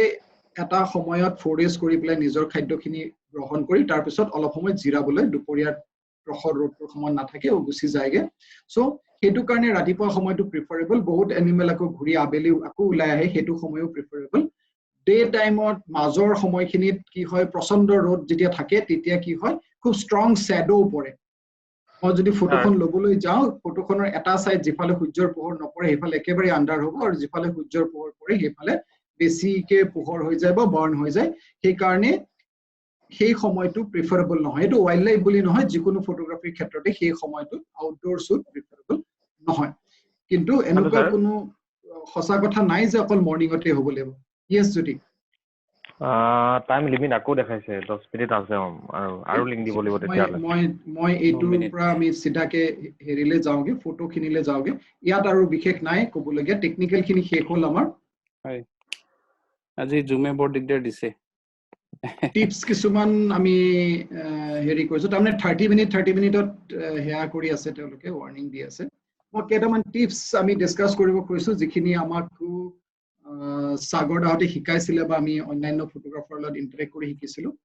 ওয়াইল্ড লাইফ ফটোগ্ৰাফিত কিছুমান কথা মন ৰাখিব লাগে এটা হৈছে যে আমি যদি ফটোখনত কিবা এটা অ্যাকশন ক্যাপচাৰ কৰিব পাৰো তেতিয়া হলে সেই ফটোখনে ইম্পৰ্টেন্স পায় মই এতিয়া যিখন ফটো দেখাই আছো নল সৰোবৰত লোৱা ফটো দুটা চৰাই কাজিয়া কৰি আছে এটা চৰাই বুকুত খুচা মাৰি দিছে আৰু এটা চৰাই পাখিখন মেলি আছে এই ধৰণৰ দৃশ্য এটা দেখি পেলাই যিকোনো মানুহ হঠাতে তেওঁৰ লাগে যে হয়তো এটা ভাল দৃশ্য এই ফটোখন মোৰ বিভিন্ন ন্যাশনাল ইন্টাৰনেশনাল সেলুনত একসেপ্টেড হৈছে কাৰণ এই ধৰণৰ অ্যাকশন এটা মানুহে চাবলৈ বিচাৰে আমি হঠাতে ঘৰত বহি দেখা নাপাওঁ সো হেতু কাৰণে অ্যাকশনটো ক্যাপচাৰ কৰিবলৈ চেষ্টা কৰিব লাগে নেক্সট হৈছে যে ফটোখনত যদি এটা আমি এনাৰ্জি ক্যাপচাৰ কৰিব পাৰো সেই ফটোখনে ইম্পৰ্টেন্স পায় এই ফটোখনৰ কাৰণে মই ইনক্ৰেডিবল গোৱালপাৰা এৱাৰ্ড পাইছিলো জিপিএছৰ পৰা এখন ফটো দেখিলে লাগে এটা খুব প্ৰচণ্ড এনাৰ্জি আছে ফটোখন চৰাইকেইটা উৰিবলৈ ওলাইছে এনেকুৱা এটা মুহূৰ্ত এই মুহূৰ্তটো এটা এনাৰ্জি আছে নেক্সট কিছুমান ইউনিক ফৰ্মেশন কেতিয়াবা পোৱা যায় একেটা ফ্ৰেমত পেলিকেন 18টা পোৱাটো খুব ৰেয়াৰ মোমেন্ট এটা বা দুটা পেলিকেন হে সাধাৰণতে আমি ফটোত দেখা পাওঁ এনেকুৱা ধৰণৰ ডাঙৰ জাক এটা পেলিকেনৰ একেলগে দেখা খুবেই কম পোৱা যায় সো এনেকুৱা ধৰণৰ ইউনিক ফৰ্মেশন যদি পোৱা যায় তেতিয়া হলে সেই ফটোবিলাকে ইম্পৰ্টেন্স পায় ইউনিক কম্বিনেশন এই ফটোখন যদি চাই দেখিব এনেকুৱা লাগিব যে এই ৰাইনোটোৰ ওপৰত চাৰিটা খালিকি এটা ৰাইডত গৈ আছে আৰু সমুখৰ ফালে দুটা বগলিয়ে হিয়তক এস্কৰ্ট কৰি লৈ গৈ আছে এই ফটোখন মোৰ ইউএনডিপিৰ ক্যালেন্ডাৰত তেওঁলোকে লৈছিলে তেওঁলোকৰ ইউনিক ফৰ্মেশনটোৰ কাৰণে ভাল লাগিছিল তেওঁলোকে কৈছিল যে এই ফটোখন সেউজীয়া ঘাঁহনি আৰু ৰাইনো আমি সদায় দেখি থাকো এটো একো নতুন কথা নহয় কিন্তু এই যে এটা ফৰ্মেশন হৈছে এই ফৰ্মেশনটো নতুন কথা এই ফৰ্মেশনটোৰ কাৰণে ফটোখন তেওঁলোকে ভাল পাইছিল ইউনিক মোমেন্ট কিছুমান এটা নিৰ্দিষ্ট ক্ষণ এই চৰাইটোৱে মাছটো লৈ তাত বহি আছিল বহুত সময় বহি আছিল কিন্তু হি বহি থকা সময়ত মই যিখিনি ফটো লৈছো সেই ফটোখিনি কিন্তু ইন্টাৰেষ্টিং লাগা নাই কিন্তু যি মুহূৰ্ততে হি মাছটো ভৰিত লৈ পেলাই উৰি গল আৰু আমি মাছটো স্পষ্টভাৱে দেখা পোৱা হলো সেই ফটোখনহে চকুত লগা ধৰণৰ বা মনত ৰোৱা ধৰণৰ হৈ গল যে চৰাইটো উৰিছে ভৰিত মাছটো লৈ উৰিছে এই ধৰণৰ মোমেন্ট এটা যদি আমি ক্যাপচাৰ কৰিব পাৰো সেইটোৱে ওয়াইল্ড লাইফ ফটোগ্ৰাফিত ইম্পৰ্টেন্স পায় ইউনিক পোজ কিছুমান আমি পাম হিনা দাদাই কোৱাৰ নিচিনাকে যে মই বহুত সময় ৰৈ আছো যেতিয়া চৰাইটোৱে পাখিখন মেলিছে এই শ্বটটো লবৰ কাৰণে নল সৰোবৰত মই বহুত সময় ৰৈ আছিল আৰু প্ৰায় 15-20 মিনিট মান ৰোৱাৰ পিছতহে এনেকুৱা ধৰণৰ দৃশ্য এটা চকুলৈ আহিছে সো সেই ধৰণৰ পেশেন্সটো লাগে আৰু সেই ধৰণৰ এটা নলেজ লাগে যে এই চৰাইটোৱে মাজে মাজে পাখি মেলে বা নেমেলে আৰু যদি চৰাইটোৱে পাখি একেবাৰে নেমেলে তেতিয়াহ'লে মই ৰৈ থাকি লাভ নাই গতিকে মই বেসিক ষ্টাডিটো আগতে কৰিব লাগিব বা মোৰ গাইডজনক মই সুধিব লাগিব আৰু কি হ'ব পাৰে ইয়াতে এনিমেল বিলাকৰো আমাৰ নিচিনা ইমোশনছ থাকে সো এনিমেলৰ ইমোশনটো ক্যাপচাৰ কৰিব যদি পাৰি ফটোখনত ইমোশনটো যদি ফটোখনত প্ৰকাশ পায় এই ফটোখন দেখিলেই গম পায় যে মাকজনীয়ে বেবিটোক কিমান এটা মানে মৰমত আলফুলকে ধৰি আছে গাখীৰো খুৱাই আছে আৰু হি যাতে দুখ নাপায় ধুনীয়াকে হাত দুখনেৰে ভৰি দুখন দাঙি ধৰি আছে এই ইমোশনটো যে এক্সপ্ৰেছ হৈছে এই কাৰণে ফটোখন ইম্পৰ্টেন্ট মুড ঠাণ্ডা লাগিছে গোটেইকেইটা একেলগে থুপুৰি পাতি পেলাই বহি আছে মাংকি এনেকে দেখা নাযায় ডাঙৰ জাকে সো এই ধৰণৰ মুডটো যদি ক্যাপচাৰ কৰিব পাৰি তেতিয়াহ'লে ফটোখনে ইম্পৰ্টেন্স পায় ইউনিক ফ্ৰেম আমি মানে পিককৰ বহুত ফটো দেখিছো আগফালৰ পৰা লোৱা ফটো দেখিছো পিছফালৰ পৰা লোৱা ফটো দেখিছো পাখি জপাই থোৱা ফটো দেখিছো মেলি থোৱা ফটো দেখিছো কিন্তু ইয়াতে গছৰ ডালটোৱে এনেকুৱা এটা ফ্ৰেম আনি দিছে যে এই এটা বেলেগ ধৰণৰ দেখা গৈছে এটা ইউনিকনেস আহিছে যদিও এনিমেলটো দেখা গৈ আছে বুজি পাই আছো হি নাচি আছে কিন্তু তথাপি এটা বেলেগ ফ্ৰেম আহি গৈছে এটো কাৰণে এই ফটোখনে নিৰ্বাণত সিলেকশন পাইছিল ডমিনেন্ট কালাৰ কিছুমান আমি নেচাৰত পাম এই ফটোখন দেখিলে গ্ৰীন টু এটা ডমিনেন্ট কালাৰ হিচাপে ইয়াত আহিছে ফ্ৰেমিং কেনেকৈ কৰিছো হেতু এটা বেলেগ সাবজেক্ট হয়তো কম্পোজিশনৰ সাবজেক্টত পিছত হিমে হেতু বহলাই ক'ব কিন্তু আমি মানে এটা এনেকুৱা কালাৰ ইয়াত পাইছো যে সেই কালাৰটোৱে গোটেই ফটোখন ডমিনেট কৰিছে আৰু কেতিয়াবা এনেকুৱা ধৰণৰ কালাৰ ডমিনেন্সটো চাই পেলাই মানুহে ভাল পায় লাইট কন্ডিশন বিভিন্ন ধৰণৰ লাইট কন্ডিশনত আমি ফটো ল'ব লগা হ'ব পাৰি এই ফটোখন 6 বজাৰ পিছত কাজিৰঙাৰ পৰা উলাই আহি থকা ঠাণ্ডা দিনৰ ডিসেম্বৰ মাহৰ এটা দৃশ্য একেবাৰে আন্ধাৰ হ'বলৈ ওলাইছিলে মই বহুত ষ্টপ ৰ ফাইলৰ পৰা লাইট বঢ়াই পেলাই এই ইমেজটো পাইছো একেবাৰে আন্ধাৰ দেখা গৈছিলে অৰিজিনাল ইমেজটো এইখন ফটো মই বহুত হাই আইএসত মাৰিছো 3200 আইএসত এই ফটোখন লৈছো নহলে হয়তো নাহিলেই হয় ফটোখন সো এনেকুৱা ইউনিক সিচুৱেচনত সেই লাইটটো ক্যাপচাৰ কৰিবৰ কাৰণে সেই ব্লু লাইটৰ মুডটো ক্যাপচাৰ কৰিবৰ কাৰণে হাই আইএসৰ কেতিয়াবা প্ৰয়োজন হয় আৰু সেই লাইটটো হে ফটোখনৰ কাৰণে ইম্পৰ্টেন্ট সেই লাইটটো নলোৱা হলে এই ফটোখন হয়তো এটা সাধাৰণ হাতীৰ জাক আন্ধাৰত এনেকে হাতীৰ জাক হয়তো মানুহে কাজিৰঙাত দেখা নাপায় কাৰণ কাজিৰঙাত মানুহে দিনতেই ঘুমাবলৈ পায় আমি ৰিসাৰ্চাৰ হিচাপে ঘুমাও কাৰণে আমি বিভিন্ন সময়ত ঘুমাবলৈ পাওঁ ব্যাকগ্ৰাউণ্ডটো মন কৰিব এইখন ফটোখনৰ নেচাৰেল হিষ্ট্ৰি এটা আছে এটা এনিমেলৰ মেটিংৰ দৃশ্য কিন্তু ব্যাকগ্ৰাউণ্ডটো কি ধৰণে সিলেক্ট কৰা গৈছে ব্যাকগ্ৰাউণ্ডটো কালাৰটো ইমান মানে ভাইব্ৰেন্ট যে ফটোখনক কি বেছিকে আপহোল্ড কৰিছে সো ব্যাকগ্ৰাউণ্ডটো সিলেকশনৰ ক্ষেত্ৰতো বহুত ইম্পৰ্টেন্স আমি দিব লাগে নেচাৰেল হিষ্ট্ৰি এইখন ফটো চাব পোৱালিটোৰ নাভিটো খৰা নাই পোৱালিটোৰ নাভিটো মাকে মুখেৰে কামুৰি খৰাবলৈ চেষ্টা কৰিছে যিকোনো প্ৰাইমেটৰ জীৱনৰ এটো এটা বিশেষ পৰ্যায় যিকোনো প্ৰাইমেটৰ জন্মৰ পিছত সেই নাভিটোৰে মাকৰ লগত যেটো সংযোগ থাকে সেই সংযোগটো সিগি পেলাই নাভিটো শুকাই আহে আৰু শুকাই যোৱাৰ পিছত এটো খৰি পৰে মাংকিৰ ক্ষেত্ৰত আমি দেখিছো যে এনেকে মাংকিটোৱে সেই বস্তুটো দাঁতেৰে কামুৰি পেলাই খৰাই দিয়ে গতিকে এটো এটা নেচাৰেল হিষ্ট্ৰি আমি ৰেকৰ্ড কৰিছো এই কাৰণে এই ফটোখনে বিভিন্ন প্ল্যাটফৰ্মত এৱাৰ্ড পাইছে লুক ফৰ সিঙ্ক বহুত সময়ত নেচাৰত কিছুমান সিনক্ৰনি দেখা যায় সো ইয়াতে দুটা চৰাইৰ ফ্ল্যাপিংটো একেলগে একে সময়তে তলৰ ফালে আহিছে এনেকুৱা ধৰণৰ সিঙ্ক মুভমেন্ট যদি আমি পাওঁ তেতিয়া হলে হেতুৱে ফটোখন বেছি ভালকে আপহোল্ড কৰে এই ফটোখনত মই যদি অকল এনিমেলটোক উঠালো হয় তেতিয়া হলে ফটোখনে হয়তো ইমান ইম্পৰ্টেন্স নাপালে হয় এই ফটোখনো ইউএনডিপিৰ ক্যালেন্ডাৰত আহিছিলে আৰু তেওঁলোকে কৈছিলে যে আমি হুলক গিবনো বহুত ফটো দেখিছো দুটা হুলক গিবন বহি থকা বহুত ফটো দেখিছো কিন্তু এনেকে গুটি হ্যাবিটেটটো বুজি পোৱা ফটো কম পোৱা যায়